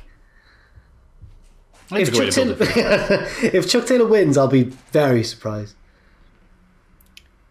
Is he going to make him come out like no music, plain black tights? I guess he'd probably just have to like do some. Oh, laundry. Like when he lost his name. Yeah, they're doing the Chikara thing. Already in the ring, in the corner to my right, Chuck Taylor. That's his entrance. Wardlow beats Jake Hager in a big meaty boy fight. Hager is livid, but MJF calms his tits, and they both show respect. Yeah, I was very impressed by this match. Seeing big boy Wardlow doing his thing. It was very cool. I liked it a lot. I liked the reversal, because Wardlow's not just big, he's clever. When he had him in the thing on the corner and then he jumped down and his head went into the thing. That was like something that, I know you said Evan Bourne, that Jason Bourne would do. He's later on, he's not yet. Darby Allin and Brian Cage do a weigh-in before their title match next week. Shockingly, Cage is much heavier. Darby wants to fight, but Sting saves him from a Team Taz beatdown. And Team Taz bravely run away for the third time in a row. Again. Go on, Ross. I may have given this too high a grade on grading. Oh, you gave us a high grade? I give it a B minus. I think it should have been less. Oh god, the B stands for bitch. This is 1 week too far for me. It was fine the first week. Maybe they were shocked that Sting turned up with his baseball bat. The second week you're going, right, you've seen it now, lads. You know what's going to come, but maybe something else might happen. Someone else, I don't know. Vampiro might come out as well, and there might be 3 on 4 or 5, however many there is in Team Taz these days. But for this to be the 3rd or 4th week where they've just stood there and done diddly squats, that's one too many for me. They look like idiots this week, I thought. There's just been 2 of them there. One of them, I know we're not supposed to think about it, but one of them is in their 60s. One of them is quite small, even though he is amazing and all that malarkey. But just knock them out, man. Do something. You know? Have you seen the size of some of Team Taz? I know. Have you seen Will Hobbs? Yeah, Vampiro couldn't be there because they didn't have his music. But I thought they were setting up. They haven't done it yet, but I thought they were setting up for a bit for like Hook Taz or whatever his surname is. No, because it is Taz, because Taz's first name is The. I thought Taz's first name was It. Hey. Hook Taz just goes, what are you all worried about? I don't watch WCW. I don't care what this old man gets in the ring and then like takes a baseball bat and then Taz is like, my son. Little Hook. Taz is from New York, right? Famously, Taz is from New York. Brooklyn. Very cold in the winter, but Taz has never seen snow in his life. The snow comes down for Sting's entrance. Taz is like, ah, God. It's like acid rain to him. Yeah. No. Just Eat spokesman Snoop Dogg. Oh, it was fun explaining to my American friends I was watching this with last night. They're like, oh, Snoop Dogg. Yeah, we know him a lot. Yeah, because all people don't know over Christmas is watch TV, so they've seen Snoop Dogg more than they've seen their family. You can't escape Snoop Dogg at the minute. My mate in Bish did say, though, like, it's working because there's been takeaways that they've gone past. That's the only thing that's bleeding open right now, where they've had all the orders, like, just piled up like that. And like, all right, go, throw them out to delivery drivers because that's all people are doing, staying and eating. Because all these Just Eat adverts come on. It's like, if you go outside, you're gonna die, eat a pizza. That's Snoop Dogg, is it? That's famous Snoop Dogg. Yeah. Yes, from the one album that AEW know as a reference, the one he did in 94 or whatever it came out. That's I don't know the name of any of the Snoop Dogg albums apart from Doggy Style. Yeah, you've got me there. Snoop Dogg runs into a private party backstage. Matt Hardy also shows up and gets the tag team to sign a pair of contracts. Seems dodgy, but they did have the different gimmick for Matt Hardy this week. Uh-huh. Oh yeah. He was like a business manager this week. Whoa, what will he do next week? Ross is so done with Matt Hardy. Life is like a Matt Hardy gimmick. You don't know what you're gonna get. It's just when he turns up and it's like, are they doing this on Being the Elite? I assume that's what they're doing. Yeah. So I don't watch it still. It's just how he turns up with different gimmicks every week. Like this week, it was like Money Matt was back from the Ring of Honor days or whatever. I don't know. They were kind of doing it before the lockdown when you get locked in the ice freezer and then he came out and he was different, you know. But now there's no warning. Yeah, now there is no warning, yeah. It's just random, scattergun approach. Yeah. But it's gin and juice is what you're looking for, Maffew. That was it, yeah. Because I tried to... Was you get the cranberry and the vodka, get a little slice of lemon. And I was very anticlimactic, to be honest with you. They seemed to love it. And I drank it, I was like, yeah. I mean, you know, it's just because of the song, isn't it? Lame. Yeah, maybe I took it too literally. But I thought, like, wow, they love that drink. I'm going to go try it. I'm like, Anyway. Snoop then accompanies Cody for his match with Matt Sydal. Cody wins, but is attacked by the fearsome team of Serpentico and Dr. Luther. Sorry, just really quickly. Every time Luther's involved in any way, you can tell that when Jericho's on commentary for it, it's still his best mate because he's like, look at that psycho, that maniac, Dr. Luther. And Luther nearly fell over walking into a Matt Sydal kick. You're like, oh. Did you hear the line of Tony Schiavone when they both got in the ring? He was like, there's no more devastating duo than the Chaos. Just something like that. It's like, I know you got to pick them up, Tony, but play the game, man, will you?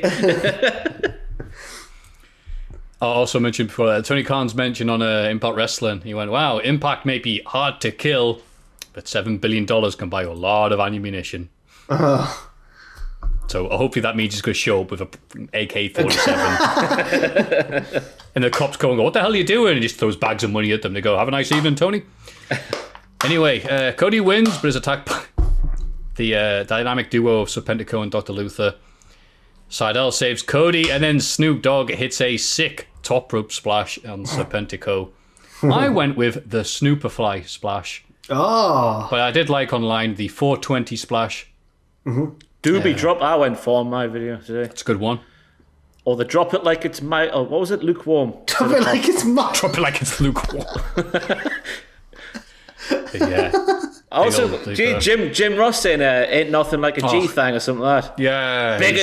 Big it up for their song. Wow. Drop it like it's all the endorsement he needs. It was up there when he went wobble lubba lub wub when they did the Rick and Morty thing. Oh dear. Snoop Dogg graduated Chicago U with a Bachelor in English Literature. Also, Snoop Dogg's. Sorry, no, I didn't really. Sorry, understand. thank you for saving me there because I just bombed. You know, like he talk about college degrees and what. Please talk, Jack. That was horrible. Snoop Dogg. I always knew he was tall. He's always quite a lanky fella, but I didn't think he was as tall as he is. He was taller than he was the tallest person there. 9 foot tall. 9 foot tall. Jericho said, "Can't believe it." Oh, I was about to say I want to have a word with Jericho because he's losing his mind at Snoop Dogg on commentary, going, "This fraud, this idiot, I hate him." Snoop Dogg goes and gives him a high five. Jericho's like, "Hey, what's going on? Is it just impossible to hate Snoop Dogg?" I suppose. Just Jericho being a weasel, isn't it? Oh, I just took it as Jericho breaking kayfabe. Maybe. I think this shows the little line you have to walk across when you're needing platforms for things.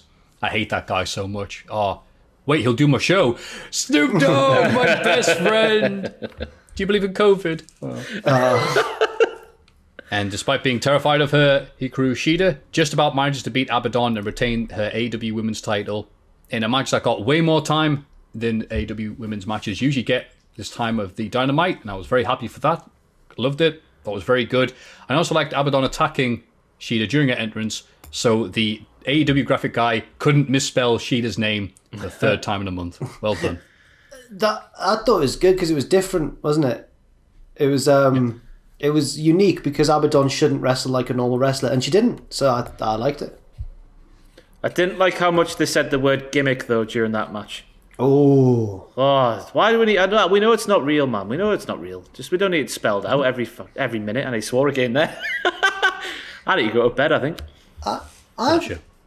I've just thought of I should have picked it for the Hall of Fame. I saw a clip doing the rounds on Twitter of young Jericho in the early 2000s telling Vince that he had a small penis. And it's the reaction of King and JR on commentary because Jericho goes, Vince, you're a billionaire, but you have a small penis. And then JR and King freak out on commentary. They're like, what? Well, does he? I don't know. It's really good. Oh, I think it was on Reddit or Twitter or something. It's really fun. He's basically saying that Vince is overcompensating, but he just, because wrestling's not subtle, he just shouts at him that he's got a small penis. Good times. Yeah, it was a lovely period of wrestling that. Me and Tom, the Cultaholic Classic SmackDown review, watching it. Crash Holly, months after having a little thing with Jericho, where Jericho came out and called him Elroy Jetson, is still getting Elroy Jetson chants in signs brought. So nothing to do with Jericho, hasn't feuded with Jericho in ages. People are there going, haha, Elroy. So yeah. Could be worse then. Haha, little penis. Kenny Omega accidentally thinks he's in Tokyo because he has a match of the year candidate in the first week of January. Oh, that's such a crap joke for me. Done. I like that, Jack. So that's smarky. Great. That's such a smarky joke. I'm disappointed. It shows you know stuff about Japanese wrestling. It does. That's right. Did you see Dave Meltzer's joke on Twitter, by the way? Oh, you know, here we go. Let's lighten things up. That guy on the that guy from the whatever was going on at in the news last night is where I sat here with the horns and the beard and whatnot. Berserker. Yeah, someone tweeted like, "Who's this guy then?" And Meltzer quoted it and put, "I think he's seconds for Elias." Oh, he didn't really look that much like Jackson, right? Yeah. But no, it's what he stands for, though, isn't it? Oh, Meltzer's joke's gone over my head. Oh no. I don't blame you. There's Meltzer going, well, of course it would go over your head. I am taller than you. And therefore, Dave Meltzer's a small, but he's also wedge. He's real jacked, brother. I'm sideways. if I lie on my belly, I'm taller than you. Yeah, he's a henchman. No, I'm not a henchman. I have henchmen. Brian Alvarez and me. They are my henchmen. Kenny Omega accidentally thinks in Tokyo, blah, blah, blah. Phoenix does an amazing job too, but can't win the match. I love watching Phoenix wrestle. He was so good in this match. They both were, but Phoenix was on fire. He was amazing. Yeah. There is a reason he is the wrestler of the year for 2019. for 2 years. Right? How smart do we look? Yeah, very. Wow, they can't shove about Phoenix, and Maffew can't shove about Volta, and then 2020 happens, and we're like, sorry, we were right. Broken clocks right twice a day. Look, Jericho. Omega has great chemistry with the Luchadors. Did you see the Laredo Kid match? Yes. What did you think, Jack? I liked it, but that it was on very late in the night, and I was nearly off for Christmas, so I was a bit delirious. And then Spider-Man was showing up, and I just got very confused on that show. But it was a good match. That was the same. That was just after the Marvel match, I think. Yeah, I forgot that happened. So I'm like, what? Yeah. Spider-Man 3 was on Sky, so I watched that instead. So that sounded like to me. No, but who cares about that match? Yeah, he always has great matches with flippy masked dudes. He certainly does. Pac and Penta are attacked backstage by Kingston, the Butcher, and the Blade, meaning Phoenix is the mercy of Omega. He's saved by Moxley, who attacks Omega with barbed wire backs. He said he wouldn't interfere during the match. After the match, fair game.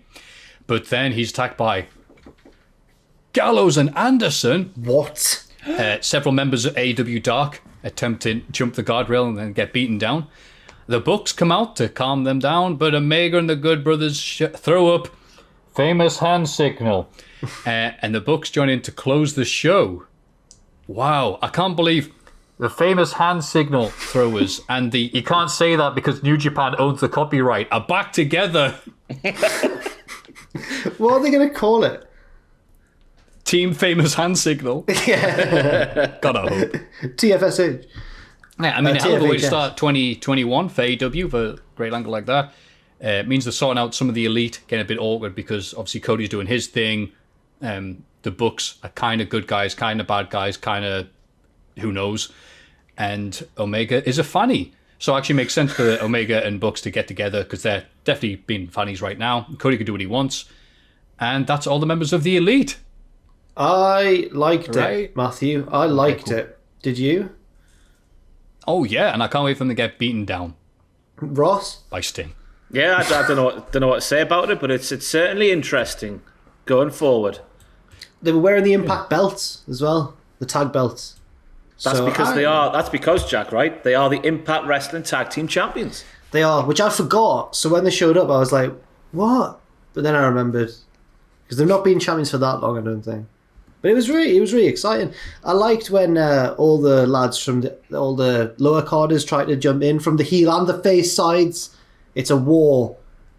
But I'm apprehensive about how well it's going to go, though. But, You know what I like about Bullet Club is... I'm not a huge New Japan fan. I didn't watch any last year. But what I liked about when the Bullet Club was really taken off, around 2013, 14, maybe... No, a bit later than that, sorry.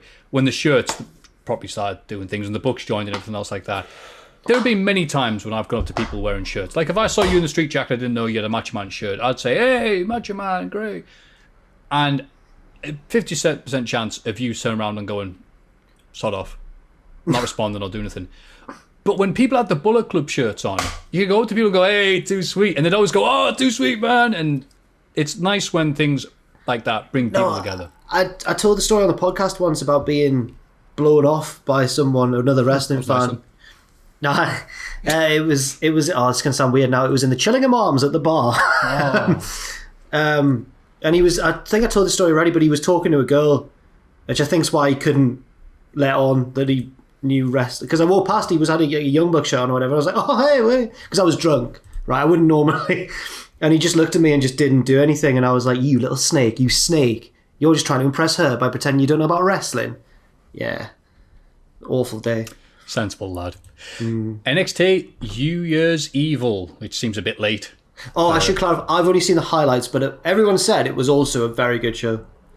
Sorry, I'll watch this later on because I never watched both of them on one day. That's too Ross, interesting for me. Oh, this is awkward because I was doing another video today after my AEW one was done, so I didn't have time to watch NXT this week. So I don't know what I'm going to do here. Should we just skip it then? No, because people must understand time is a thing in life. This isn't a simulation. The problem is, I shouldn't have admitted that I didn't watch it because I've peppered things in now that are blatant lies. Like they had a really fun match, but I've not seen it, so I don't know if that's true. I'll tell you what people should do. People should go and watch Tom Campbell's NXT Graded, because no doubt about it, he could do a better job of explaining what happened than we can. Yeah, stop what you're doing. Go watch Tom. We say about everything we do, to be honest with you. Yeah. But Tom, wait, what's this? Tom just let me know the results. Oh, thanks, Tom. Appreciate that, pal. Karrion Kross beats Damian Priest in what is described as a hard-hitting match to open the show. Don't edit my lies. Tom liked it. Tom thought Karrion Kross looked strong, and maybe Karrion Kross has been going up to Raw. Ooh, okay. Well, what, really? Is that a real thing? Of course, I'm tapping my ear. Is this going to go on is this joke going to last for the whole NXT bit? Let's find out. Let's see if it's still funny in a minute's time. No. Santos Escobar, what did he do? He successfully defended his cruiserweight title. That makes sense. Maffew, no. Oh, Grand Metalik from Raw. No. Oh, you hated that. Okay. No, it's a huge deal because Metalik's on the main roster. I'm not feeling it. Oh, he's in my ear now. Tom, how are you doing? No. Oh, yes, Damian Priest lost. Did he? Oh. I don't know what else happened. That's the only thing I know that happened. Rhea Ripley lost as well. Oh, thank you, Tom. Last woman standing. Oh, God. That means that both Rhea Ripley and Damian Priest are going up to Raw, Tom. Oh. Apparently that's a thing in the news. Yeah, unconfirmed rumours, you say. Well, we'll print that. Absolutely. I'll take the fall. No, you're right. That's dumb. I'll say Jack said it. That's a good one. Good one, Tom. Go, yeah, he is a bit of a... Oh, that's great, Tom. I love you. Some stuff happened. The Way arrived with an escort of cars and a lot of fanfare. Gargano reveals a painting of the four of them as superheroes. Have you skipped like 3 matches? How do you know you didn't watch it? Shotzi Blackheart interrupts in a tank and shoots Austin Theory on the groin. Oh, he's still alive. Kushida arrives and Dexter Lumis rings the bell to start an impromptu tag match. Kushida and Blackheart win, which is definitely not the way. It's good though. Have you actually? I was being serious. Have you missed a match or not? Yeah. Xia Li and Boa are back, and have a Amateur hour. Kicking off. I want to see if you notice. Xia Li, we haven't seen it. I'm a badass new entrance accompanied by their spooky lead. This is the best NXT segment we've ever done, by the way. Their new spooky leader. Lee easily beats Katrina Cortez and now has the ability to hit harder and stuff. Well, I wanted to put she has the ability to hit harder and no-sell attacks, but I couldn't verify that she no-sold anything because I haven't watched it, so I just changed it to and stuff. I saw the entrance. It was good. I saw the kick to the head. It was also good. That's what you need to know from that. This Xia Li and Boa thing is good from week to week. Beaucoup. Lots of boom here in Good mooning. Regal announces a Valentine's Day takeover special, as well as a women's Dusty Rhodes Classic. The takeover special is sadly not called the St. Valentine's Day Massacre, previously used as In Your House in 99. Is it got a name yet? No. What's a holiday? It's just before Valentine's Day. Shrove Tuesday. Oh my god. Pancake Day Massacre. Balor successfully defends his title in a fantastic rematch of Kyle O'Reilly. I will be checking out because that was my favourite NXT match of last year. I saw Adam tweeted that Kyle O'Reilly is the man, so it must have been good. Donald Trump is bad. 50k retweet. The hottest of takes from our boss. Oh, no way, I should be saying that. Maggie's New Year's resolution. What a great take there by Adam Pacini. Yes. Windmills, 500,000 retweets. Kyle looks dejected afterwards as medics and the rest of Undisputed Era check on him. Yeah, you missed another match.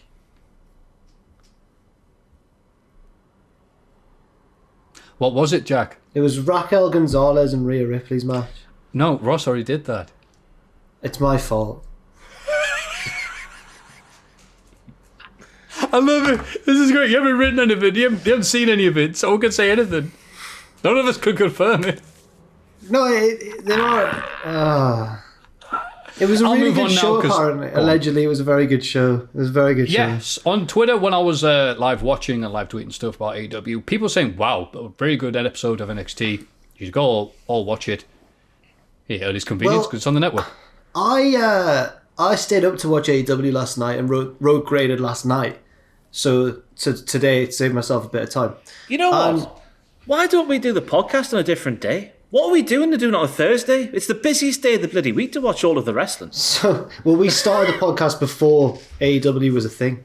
That's why. But we must adapt. Yeah, well. And conquer. What was I going to say? Yeah, we have done Friday mornings in the past. Well, Friday is usually when I would do Wrestlers of the Week, but that's come to an end, so, I mean... Oh, we'll ask our boss if we can do that. We could sort out something. That would make things a bit easier.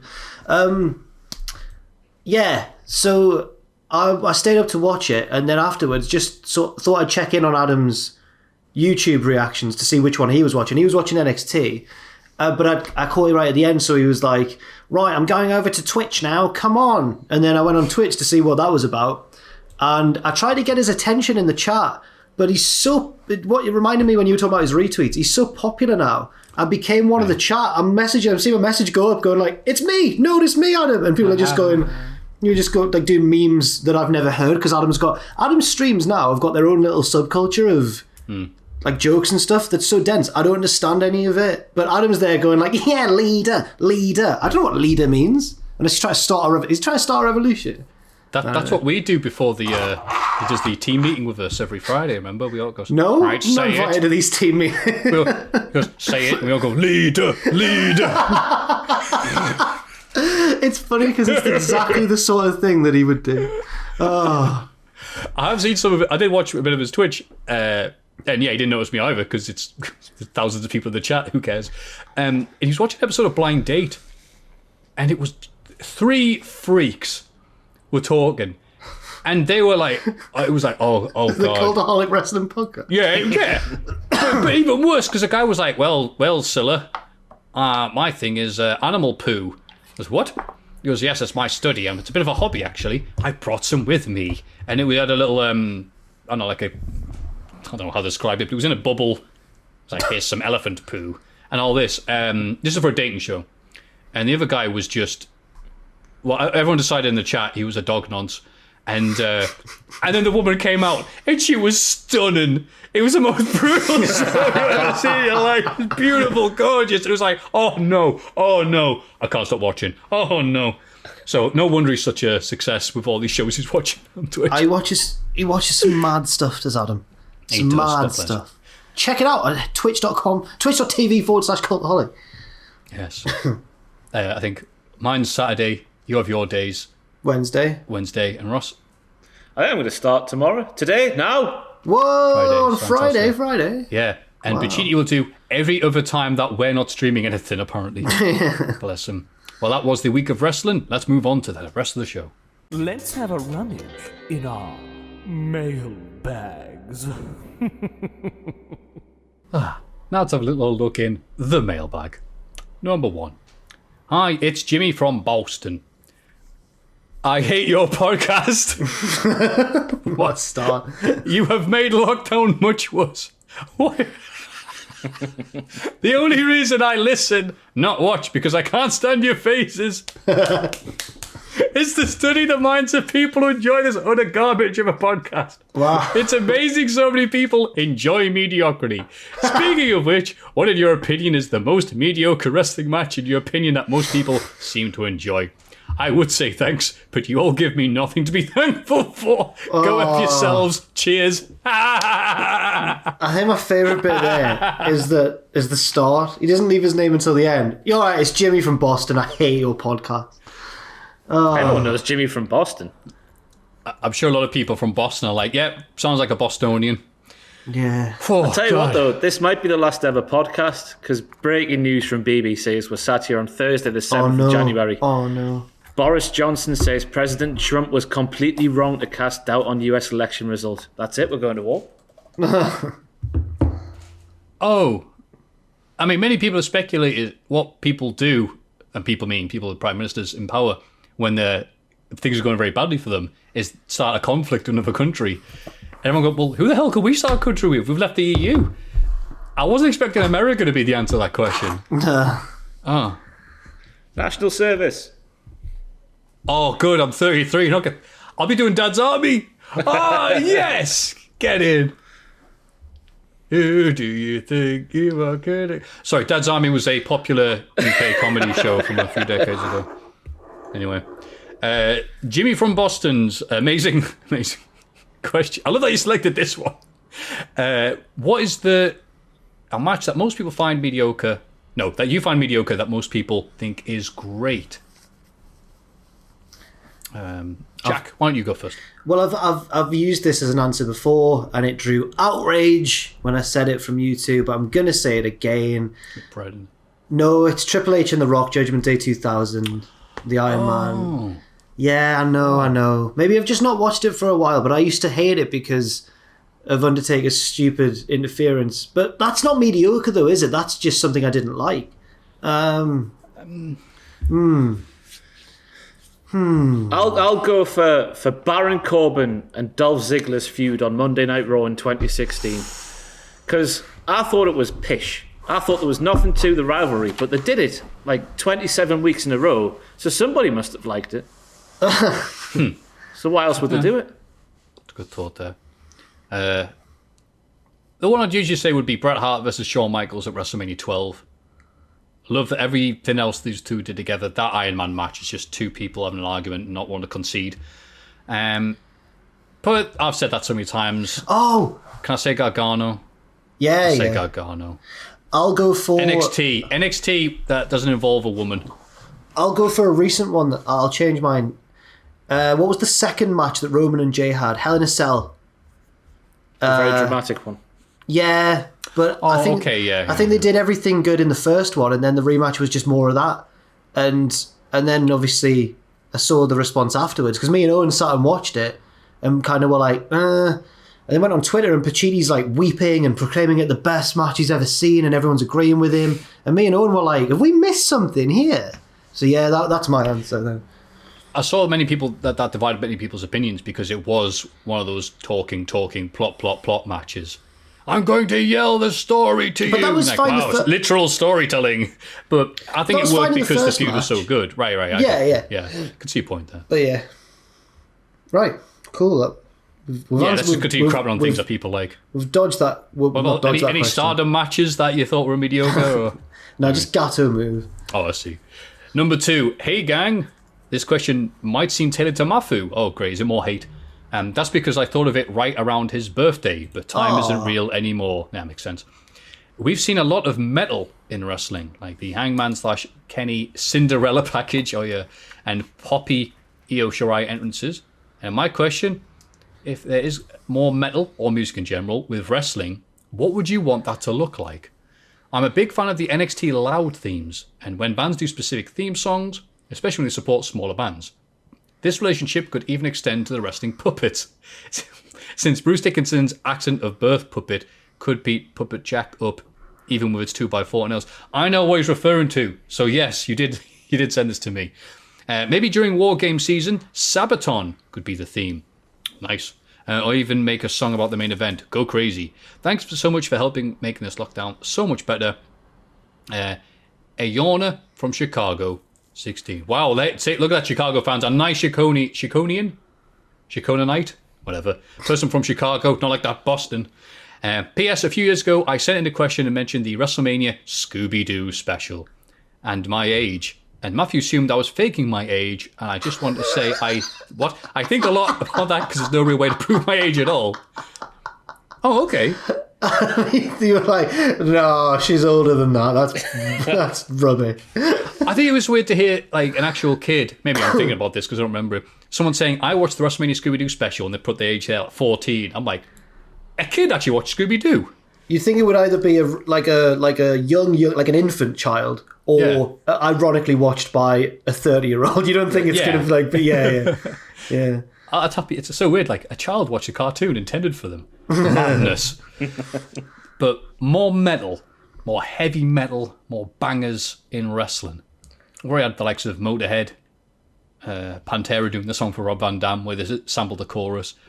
So what would you want that to look like? I like the idea that if they are going to do more cinematic matches, having heavy metal playing in the background as they're going punch for punch or whatever. But I think the way they could do it is get a band like maybe the White Stripes have all these 2-minute matches, and a guy comes out. They're at ringside because what are they doing right now? And I don't know. Powerhouse Hobbs comes out and goes, "I bet I could be you." Before they finish, fell in love with a girl, and then he has to beat this jobber before the 2 minutes 10 seconds, however long it is. The White Stripes aren't metal. Maffew. I couldn't think. There's not many metal bands that have a show. Oh, Napalm Death. They had a few songs very quick. Fair enough. Yeah, they're playing. Hey, there's famous band Napalm Death. Say hello, Napalm Death. Hi. And they agree. Yeah, they're trying to beat. They go, can you beat the band before the song runs out? So it's like a beat the clock challenge with speed metal. Okay. Yeah. Fair enough. I'd like Youngway J Mal's team do a solo, and how many matches can you fit in that time? Say about 4. I can't because I don't know much about the metal, so I don't know if I can answer this question. Ross, you like baby metal? I would just keep it exactly the same because NXT loud themes is my only exposure to new music when they do use new music. Because I listen to Absolute Radio 80s and 90s in the car, bit of 2000s on the DAB radio when I'm at home. So yeah, NXT loud themes is my only new music I hear these days. That's it. Lovely. It's a nice way to get introduced to new music. And I had 14-1 odds. You would say that. That's a Sabaton joke. That's just that one person. Sorry to use you like that, like a prop. Are you the master of puppets? That's about as far as my knowledge goes. Yeah, there you go. Wow, that was so obvious. Well done, Jack. Yeah, did Bruce Dickinson get mentioned in that thing? Yeah. He did. Didn't he do our favourite wrestling theme of all time, Maffew? No. Mike well, Awesome. The second, because he did the cover. Yeah, Bruce Dickinson's cover of the Scorpion song, The Zoo, which is Mike Awesome's... Did he do Awesome Bomb as well? No, that was Harry Slash and the Slash Tones. Beg my pardon. Is Harry Bruce... Slash. That is amazing that Bruce Dickinson of Iron Maiden, you thought, sung. Oh, that's who... is his name. Oh, All he his did- victors feel the pain. Yeah, I thought he did the zoo and that. I beg your pardon. I thought... No, he did the... I knew... That one. I knew that Bruce Dickinson was someone in music, but I couldn't think of who it was. He's the Iron Maiden guy. Yeah, but they split up in the mid-late 90s, so he did his solo stuff. And my head was saying that was the name of Christopher Walken's character in the Cowbell Saturday Night Live sketch. It is. Ah, right. And I can't remember, there was a thing about that band, like, he wasn't the producer, he was the producer of the remaster of that song. So it's a bit weird, because people like me going, oh, I know Iron Maiden. Hey, Bruce Dickinson produced that? Right, yeah. And he was like, no, that's not how it happened, but who cares? It's one of the great sketches of all time. So Christopher Walken's the best bit of it, I think. no, is it Jimmy Fallon who can't stop laughing? The drummer? Yeah. No, Yeah, I think he's on the drums. No, but I think he's on the drums in the sketch. Oh, But Jimmy Fallon can't stop laughing in everything. it's he a does. good. It's Saturday Night Live though. I like that. Yeah, true. Corpsing and all that little joke. Aye. But yeah. I can't think of any of the metal stuff. Let's move on. Hello, Cultaholic Diddlers. Oh yeah, we don't say that anymore. I've been a massive fan of not only Cultaholic, but also a fan of the podcast for a while now too. I became a fan earlier this year when I used to work in retail. The podcast became something new to listen to so I could keep my sanity at work, dealing with not only the pandemic, but having to work out a truck at 6 a.m. Bloody hell. Now, speaking of the pandemic, I, of course, wear a mask at my job for months on end and stopped wasting my money on disposable ones and end up buying the reusable Fiend face mask. I wore it just about daily at work. Oh, God. Whenever I wore my mask, a customer asked about it. I tried to explain to them that it was just a mask I found online because I didn't want to go through the whole spiel of it being a mask of a wrestler, especially because people just thought it was some cool, spooky face mask. And that's what leads into my question. Have you ever had to explain a piece of wrestling merch that you own to a non-wrestling fan who asked about it? Thanks for keep my sanity while in retail hell. It was terrible, but thankfully got a new job later in the year. And that's from Connor. Well, I should say, thank you, Connor. I know I don't want to condescend like a lot of people when it comes to NHS and give you a clap for being a superhero. You're not a superhero, pal. You're working a very tough job because you have to do what you have to survive. And my heart goes out to you for all the crap you're having to deal with, not just from the pandemic, but bastard customers during this time. Oh my God! I'll wait until after this question we've answered it, but I have an update on the man from the shop. I mentioned him before. The one who always tries to have the Hall of Fame. The one who always tries to have a bit of bants with me. Yeah. Oh, go on, do it now. He's been back at it again, but this was before Christmas, so it wasn't me. There was a lad in front of me, so I went in the shop, and there was only one other customer in there, and I think he was a student because he was southern. He was like a Cockney, and he was asking for gin. So he was like, "No, can I have the Bombay Sapphire, mate?" And the guy, because the lad had forgotten to wear his mask, so he just had his hoodie like that, pulled up over his nose, and the bloke went, "Whoever smelled it dealt it," and the guy went, "You what?" I'm there just in the background like, "No, why have you done this?" And then he went, "Whoever smelled it dealt it," and he just didn't reply, and I wanted to leave, but I couldn't because I was the only other person. Anyway, there we go. So it's not just me that I've learned now that it's not just me that he tries to confuse with light-hearted conversation. It's everyone. That's what you want though, when you just want your booze and you have to do that or whatever. Like, yeah. Some guy's cracking on with you. I'm like, oh yeah, great, mate. So a piece of wrestling merch, and you have to explain to him. Well, I think I told the story only happened a few weeks ago when my mum's side of the family did a Zoom call. We did a family get together and all this, and everyone had their cameras set up to have the baby photos or the photos when on holiday, wedding photos all around them. And I didn't think about it because I just used the exact same setup I've got now. And it was only 2 hours into it, my cousin went, "Is that a picture of Honky Tonk Man you have on your wall?" I'm like, "Oh yeah, it's a Honky Tonk Man. I got in Wrestle Crate, he signed it and all this." And I'm just realising, look at everyone else's background going, "Oh God, they think he's like me real dad or something." So that was it. I tried to explain, no, he held the IC title longer than anybody. And it's just like, okay, so you're keeping all right during lockdown, Maffew. So what about yourself, Ross? Any embarrassing merch? Mine was just when I used to go live with my mum, and she would obviously wash me new wrestling merch I would bring home from the old place, and I would just have to go, "Oh, it doesn't matter," every single time, because what's the point? What's the point in explaining it to your mum? She's never going to understand, is she? But I got one of those WWE face masks for the Instagram likes more than anything. And it came with a note, and I can't remember the exact phrasing, but it basically said, "These aren't proper face masks. Don't wear them if you want to protect yourself from COVID." So I'm sorry to burst that guy's bubble. I don't know if they changed it, because I was like, as soon as they went live on the shop, I was like, "Oh, I'm going to get one of them." But I don't know if they changed them. But yeah, they're basically like, don't wear them as part of like your protection from COVID and all that bollocks. So yeah, sorry to burst this bubble. Because I got a Kane one, and I thought it was so cool, because it was like the first Kane mask. And I was like, yeah, I've got to get that one. And it turned out you can't even wear them in public and stay safe. But so that was a shame. As we learned with the Irish man in Aldi or Lidl. No, Biker Morrison's. Biker Morrison's, yeah. That would surely just make it more likely that people would recognise you. Because it's a wrestling theme. I don't know, actually. It's a mask, though, isn't it? I wonder if that's Ross. It looks a lot like him. I'm not sure. It's a Kane mask. It's Ross. As I say, it was just for the Instagram likes more than anything. I was on all right, Dave. He was, what? I don't understand that reference. Ross, it is you. I was on a Metro once, back home from work when we were at What Culture, and I hope he's still listening now to us. I hope he followed us over to Cultaholic, because there was a lad on the Metro as well. It was quite a crowded one, but he sneakily reached into his bag and pulled out one of the magazines that we used to do at What Culture, and just started reading it, and I didn't know what to do, so my stop came and I just got off.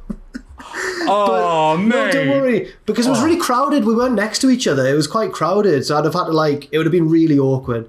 So he tweeted me later on saying "Oh, saw you on the Metro," and I replied then and stuff, and we had a little tweet back and forth. So it was all fine in the end, but I really panicked.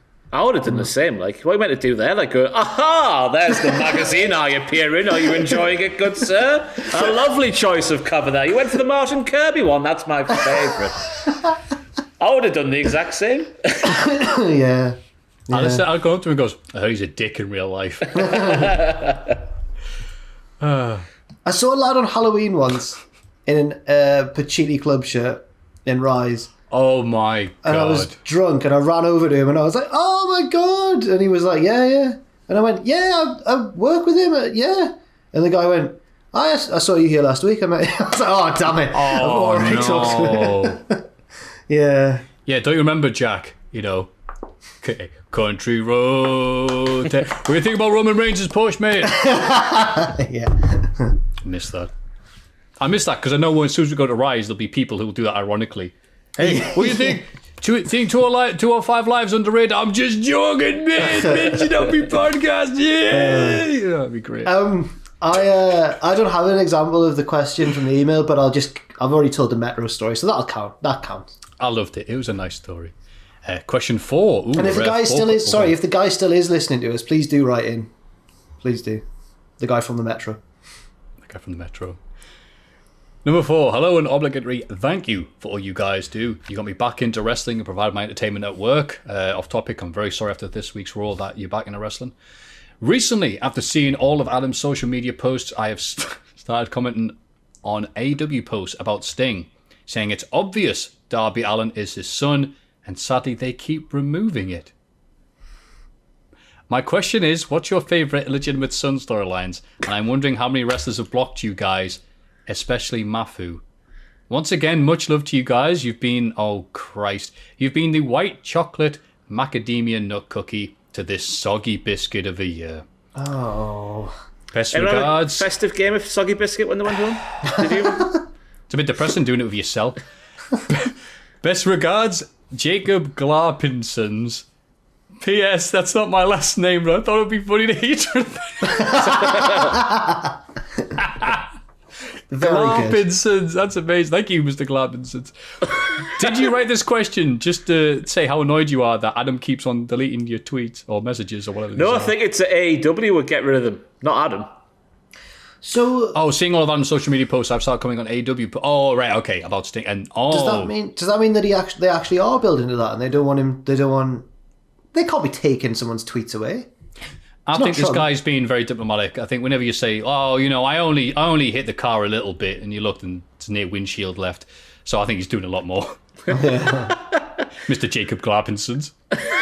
What's your favourite illegitimate son storyline? Let's forget about that part, because who cares? I wasn't about the blocked wrestlers. Let's go through it. Because there's only really one that I can think of straight away, which is Hornswoggle and Vince. So I'll say Hornswoggle and Vince. Yeah. Or very quickly, the Stacy Keibler... Sean Stasiak. Yeah, she was going to get married to David Flair, and then she didn't. And the original thing was going to be... Russo's idea was either going to be Russo was going to be the daddy, or Ric Flair revealed that David Flair was a result of him and Ric Flair and Stacey Keibler getting together years ago. Sorry? David Flair? Yeah. Who's like the same age as Stacey Keibler? Yeah. How? It was something like, those are the original plans, and then it turned out that they just went, here's my baby, and then it was Sean Stasiak. It was just pictures of Sean Stasiak being thrown out of a pram. Okay. WCW. Have you been blocked by? Me? I feel like Ross has got... I'll go... Right.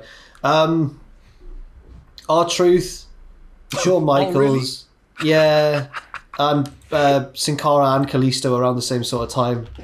So they're the only ones I can think of. But I think in the case of Michaels and R-Truth, it's because someone else had tagged me in something and they just blocked everyone involved, but I didn't actually say anything. In the case of the Lucha Bros, I was saying they were crap. But I didn't tag them in it, but I was saying they were crap, yes. Ross? I know of two, JBL and Jerry the King Lawler. Yeah, that makes sense. That's all I know. There's probably more. Off the top of my head, I'm just checking on there. I'm not blocked by any of those people. Yay. But I am blocked by Mr. Davey Meltzer. Because I laughed when I Like Jason reminded everybody that he... I Like Jason did the edit where it's the people in the bar celebrating and going nuts. And he edited it with Okada revealing that he had the tights. Yeah. And someone at Meltzer goes, "Is this real?" Which is a very flattering thing for someone making a video like that. People are thinking it's real. And Meltzer replied, "Yes, it happened because it was shown on CCTV, post-circuit TV, I should say." And then he quickly deleted it, but not quick enough for Alec Jason screenshot it. And he posted that again. He blocked Alec Jason because I replied, "Ha ha ha, Dave Meltzer blocked me as well." Oh well, I missed out that award-winning humour he's renowned for, I guess. That's the second time he's been caught out, because Kenny got him, didn't he? What did Kenny do? Intermission. Kenny was at a live event and tweeted, "There's a new show coming, or pay-per-view or something like that, called WWE Intermission." And Meltzer... There's a logo, Intermission. Meltzer bit on it going, "Yes, there's a new programme coming to the network or something." It was Meltzer, wasn't it? I've not said that wrong. I want to say it was Meltzer, but I don't know 100%. Yeah, I'm not too sure. I'm sure it was Meltzer. I'm sorry if it's not. It was definitely one of the big dogs. Yeah. Thanks, Kenny. Yeah, amazingly, Kenny hasn't blocked me yet, but you know what? I'm alright if he does. He's completely deserved. But oh god, that's good. WWE Intermission. Yeah. It was believable. I fell for it when I first saw it. I was like, yeah. I think Teddy Long blocked us because Teddy Long did an interview with somebody, and Teddy Long someone inexplicably found Botchamania on YouTube, and he wasn't a fan. And I'm like, oh damn it! Well, you're definitely the target audience for it, so that's at the end of me. And then his Twitter, which can't be run by him, then blocked me, and I'm like, look, I love you, Teddy. That's fine. Don't know why you're watching videos like that. And that's all I have. I think that was a hell of a letter session, to be honest with you, with hate from Boston, love from Scooby-Doo fan, and ending with cheap Clarkinsons. If you have any words of wisdom or just want to ask us some silly bollocks, don't hesitate. Go straight to your email client and send off something to cultaholic@gmail.com. No, it's not. No, it's not. You did. Christ. It's mailbag@cultaholic.com. Yeah, that works as well. Feel like the last one before Christmas, like the vibe of it. Yes, it does. I don't know about you, but I am absolutely shagged sat here, mate. We've really not bounced back very well. There's really not. Oh, I loved it. Oh, okay. I hate the first week back after Christmas where you try to get your sleeping pattern back right and you're eating back on track. Oh, I'm not with it today. I'm with it because I'm eating Reese's Pieces, which is right now.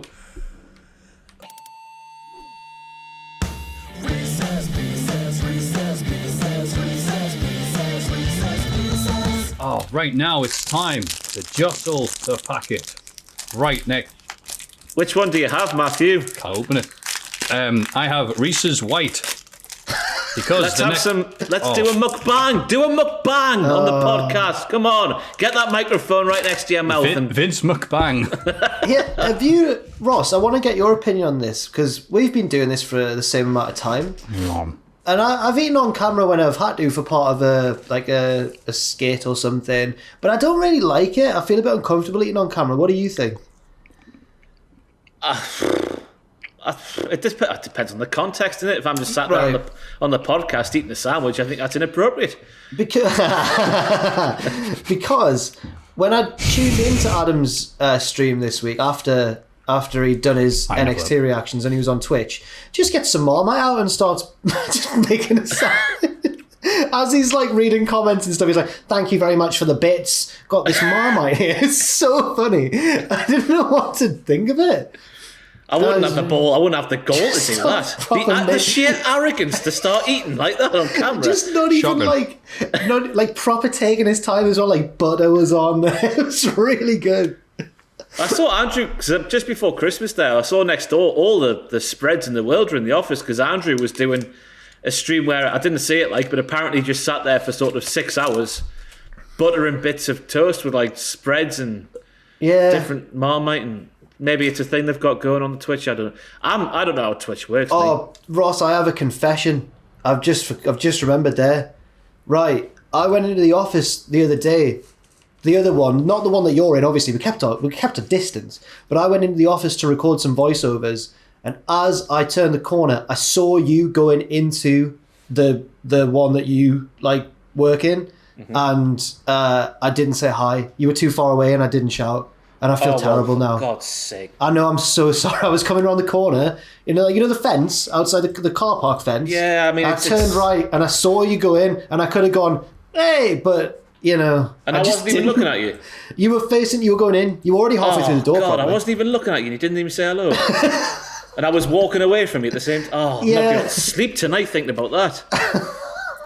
And he's reading a magazine that you were featured in. I knew that if I'd shouted, there was like a half chance that you wouldn't have heard. So I thought, it's not worth the risk. That's all right, Jack. Don't worry about it. All right, then. Cheers. Anyway. Reese's Pieces. Hello, good sirs. Thank you for reading my previous Reese's Pieces about wrestlers compared to food. And I have another one for you that I hope you all enjoy.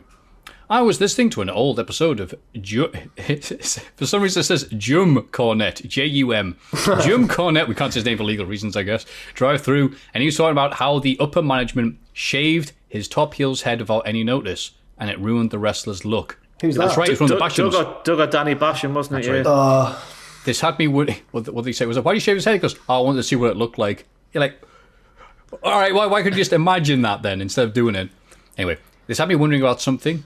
A lot of wrestlers have had different hairstyles, and I'd like your opinion on which one was better. Ooh. All right, so it's the round table. So we'll go Ross, Jack, Maffew. Fastest thought first. Triple H, long hair or bald? Long hair, 1999 specifically. I think he looks better with no hair. It looks better when he was young, long hair, absolutely. Shawn Michaels, mullet or just normal long hair or bald? Mullet. Which one is mullet, like Rocker Michaels? Yeah.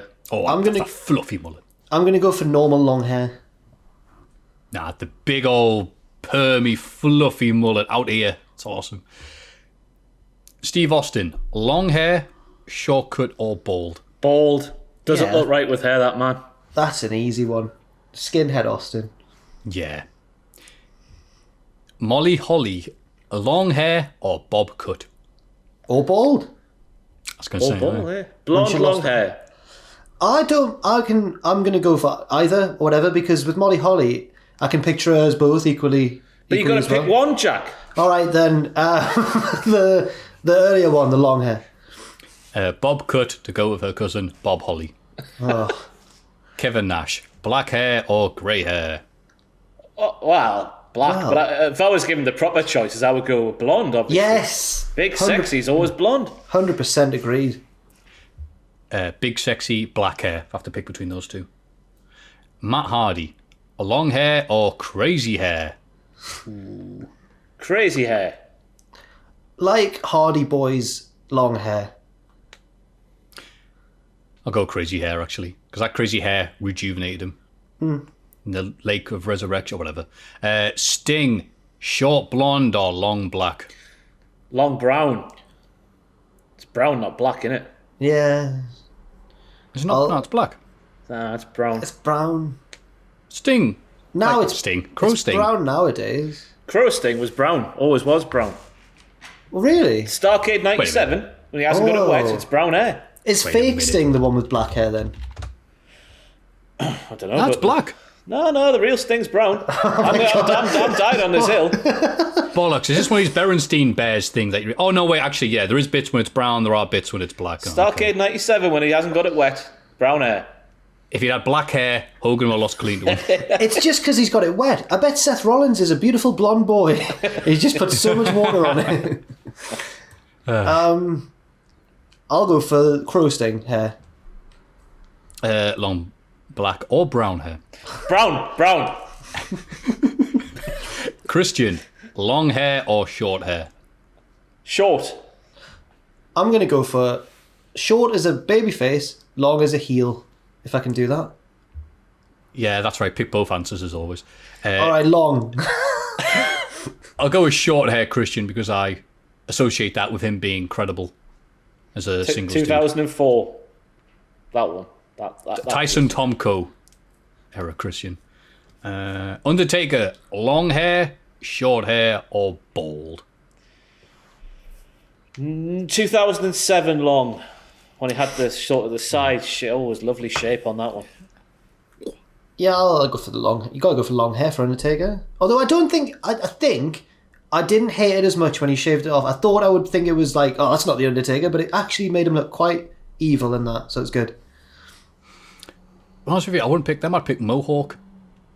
Mohawk? Yeah, because When did he's he like have- trying to do something different. Oh, that's what I meant. Yeah. Yeah. Mohawk Undertaker.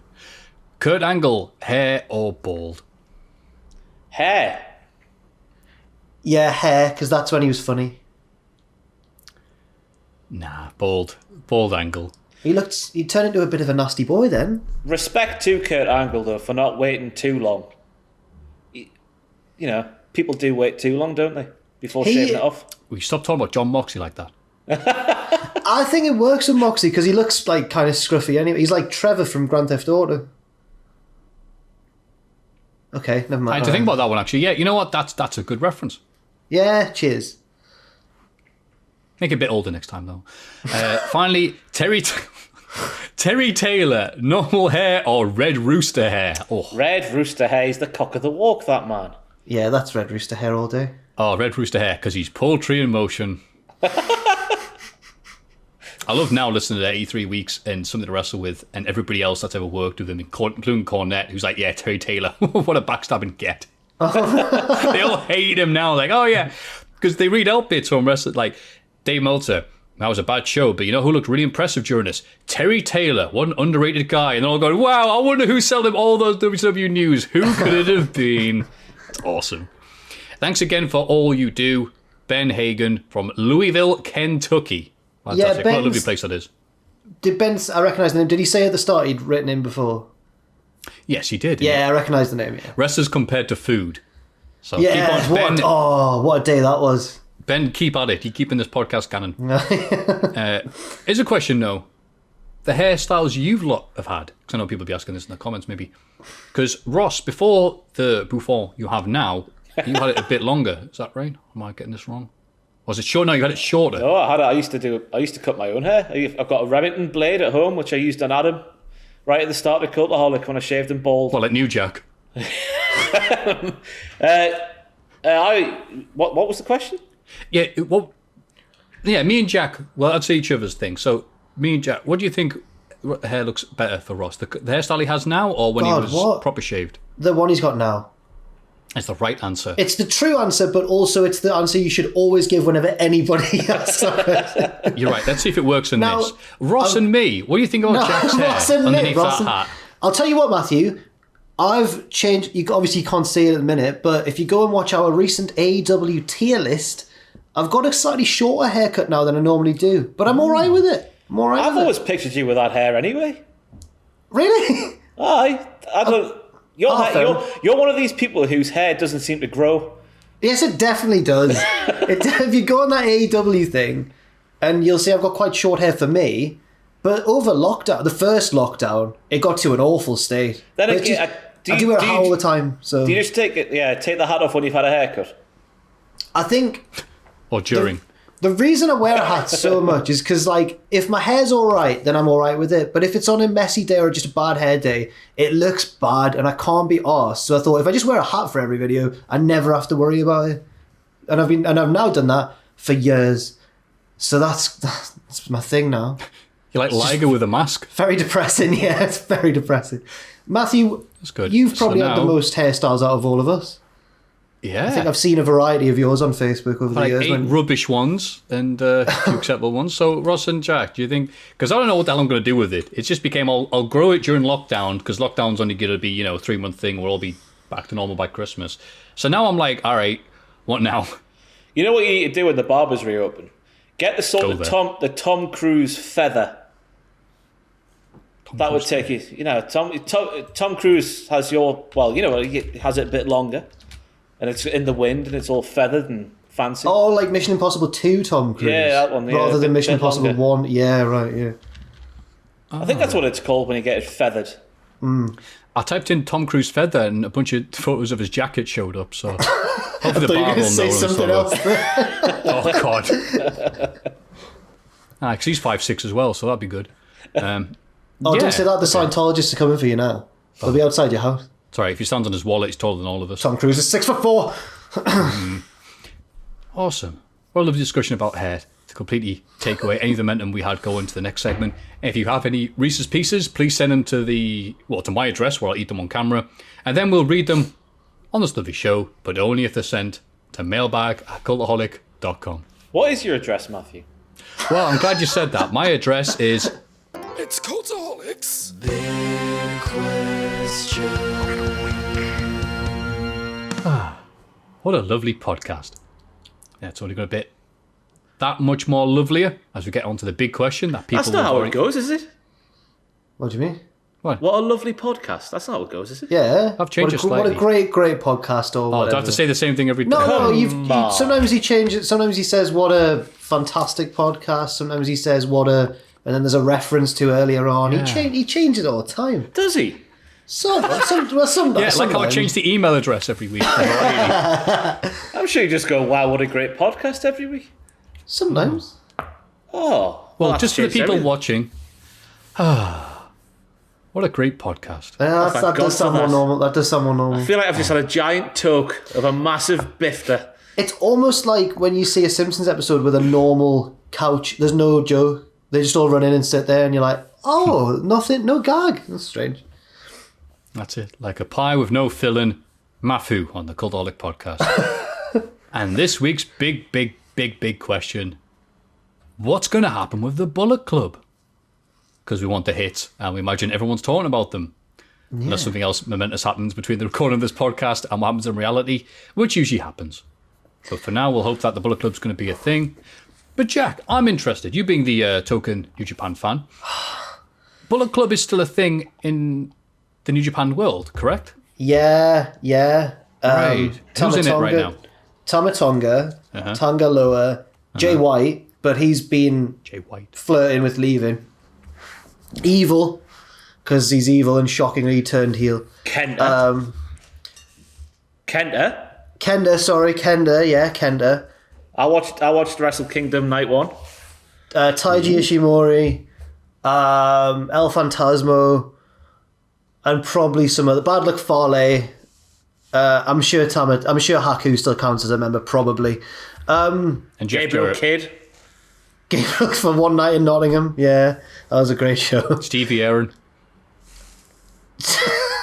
He was in the Prestige. Get it right.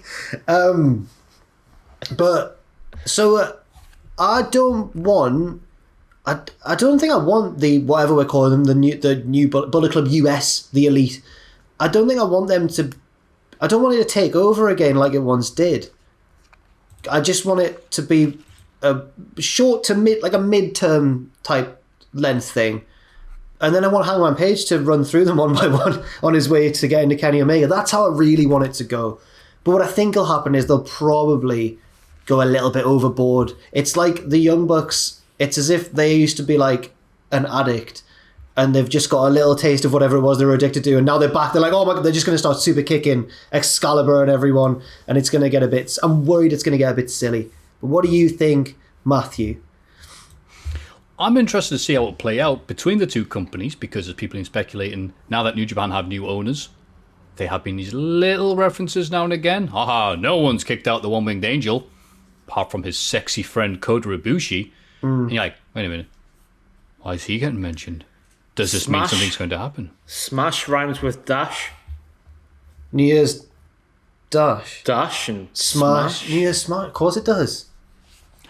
Demolition Smash. Confirmed. My God, Holmes, you've done it again. Yeah, so there's these little hints that they're going to be working together, which then, as we tend to do, we try to look for things that aren't always there. The fact that the Tongas have been going on Twitter, I've seen when scrolling, like, damn it, if you aren't in Bullet Club now, then you're not in Bullet Club. Oh. Like, stop saying that. Just go, ooh, is he really mad? Or is he really mad in a wrestling sense? And they'll fight for the rights for Bullet Club or something like that. It's just interesting seeing that there's all these things that could happen and I have to see which of them's going to actually happen. I'm assuming they'll show up on Impact. I don't know if they'll all show up on Impact though.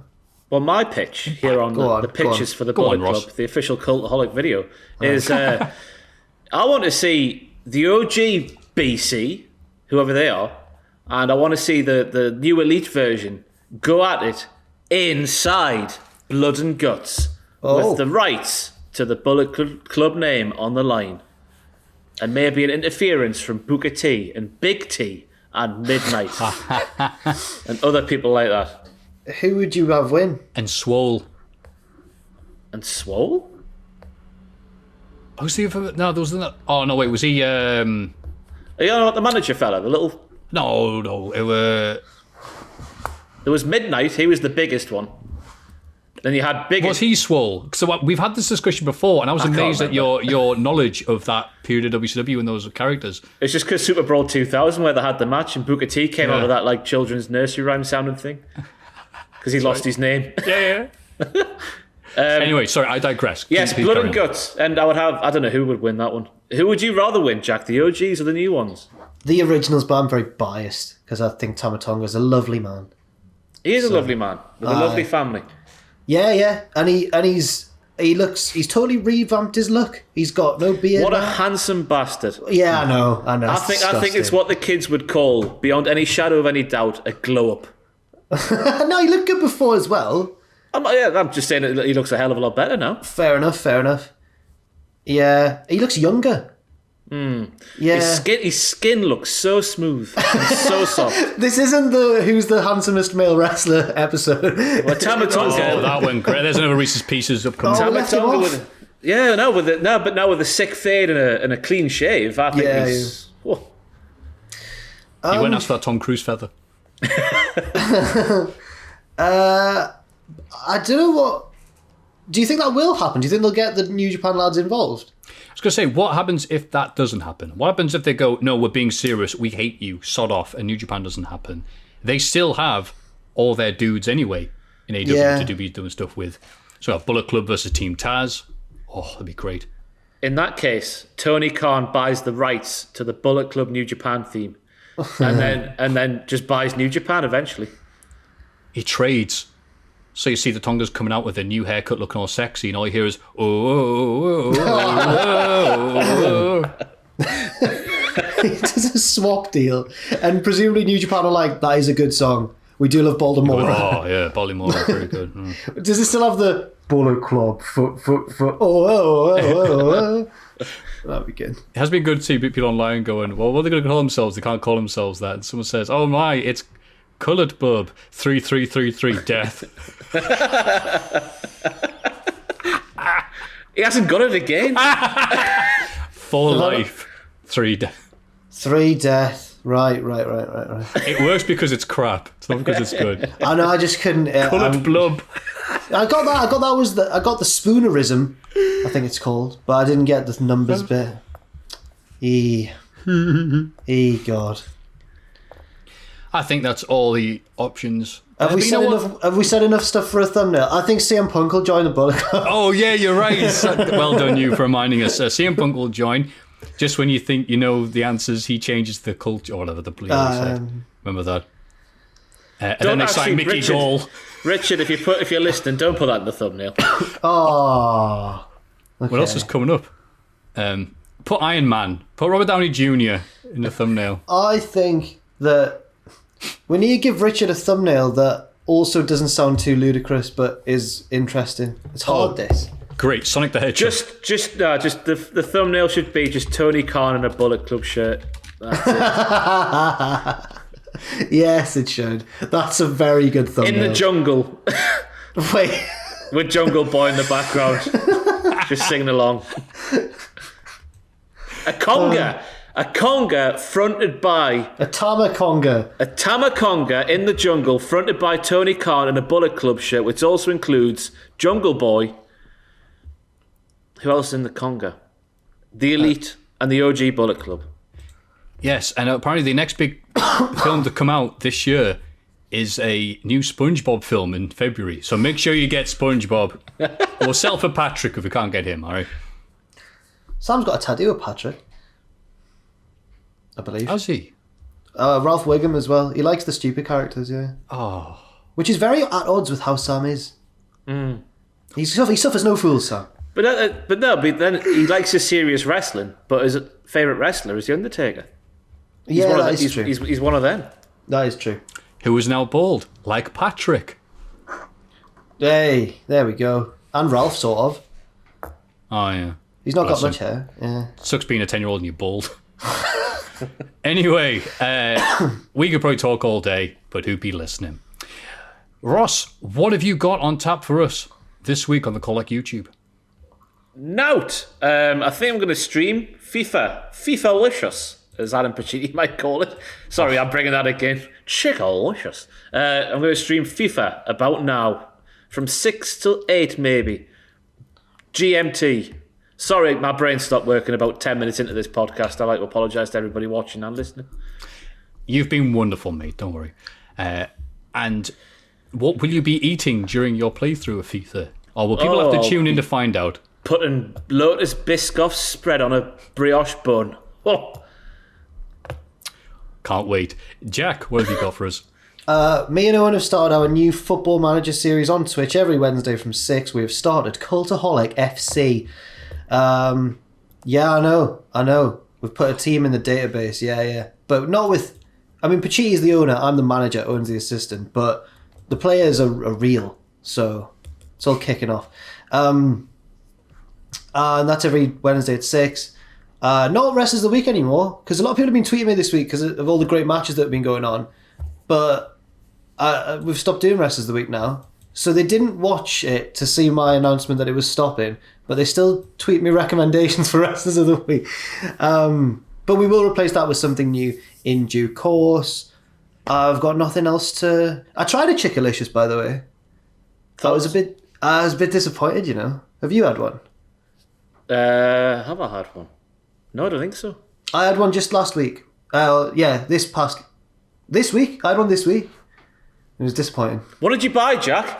I think I got a spicy fillet burger and a small portion of wings. Yeah, but it wasn't quite as good as I was expecting, partly because I thought Pacitti had hyped it up quite a lot, but maybe that was just me reading into your story wrong. I just remember him saying the word chickalicious a lot in his accent, and it was just very satisfying on the ear. Yeah. I've got myself a chickalicious. End the podcast, Maffew. You appears to be browsing the internet. Yeah, I was looking at Chickalicious and saying, have I eaten there or not? It looks nice. I'm sure they love the plug there. They've got a lovely central location. I believe they're right opposite the Mile Castle in Newcastle upon Tyne. Oh, nice. Prime real estate. Couldn't get more central if you tried. Do you remember Wrestlicious? God. That was weird. No. What? Do you not? Remind me? I remember the name, but I can't It remember was anything about it. a short-lived promotion of all women's wrestlers, and they all sang the theme tune with Jimmy Hart. There it is. Yeah, thank you. I'm so I'm Lacey Von Erich. I'm really vicious. in the Hall of Fame. No, I'm really vicious. That's why I am Wrestlelicious. Ooh, Wrestlelicious, baby. And then Jimmy Hart's there going, Wrestlelicious, into his, bad. Have you never seen this, Ross? No, I've never. After we finish this, do watch the theme tune on the internet because it's crap. Yeah, Tony can't be buying that for 50p. Yeah. Speaking of cheap things, I'll be doing my streaming this Saturday.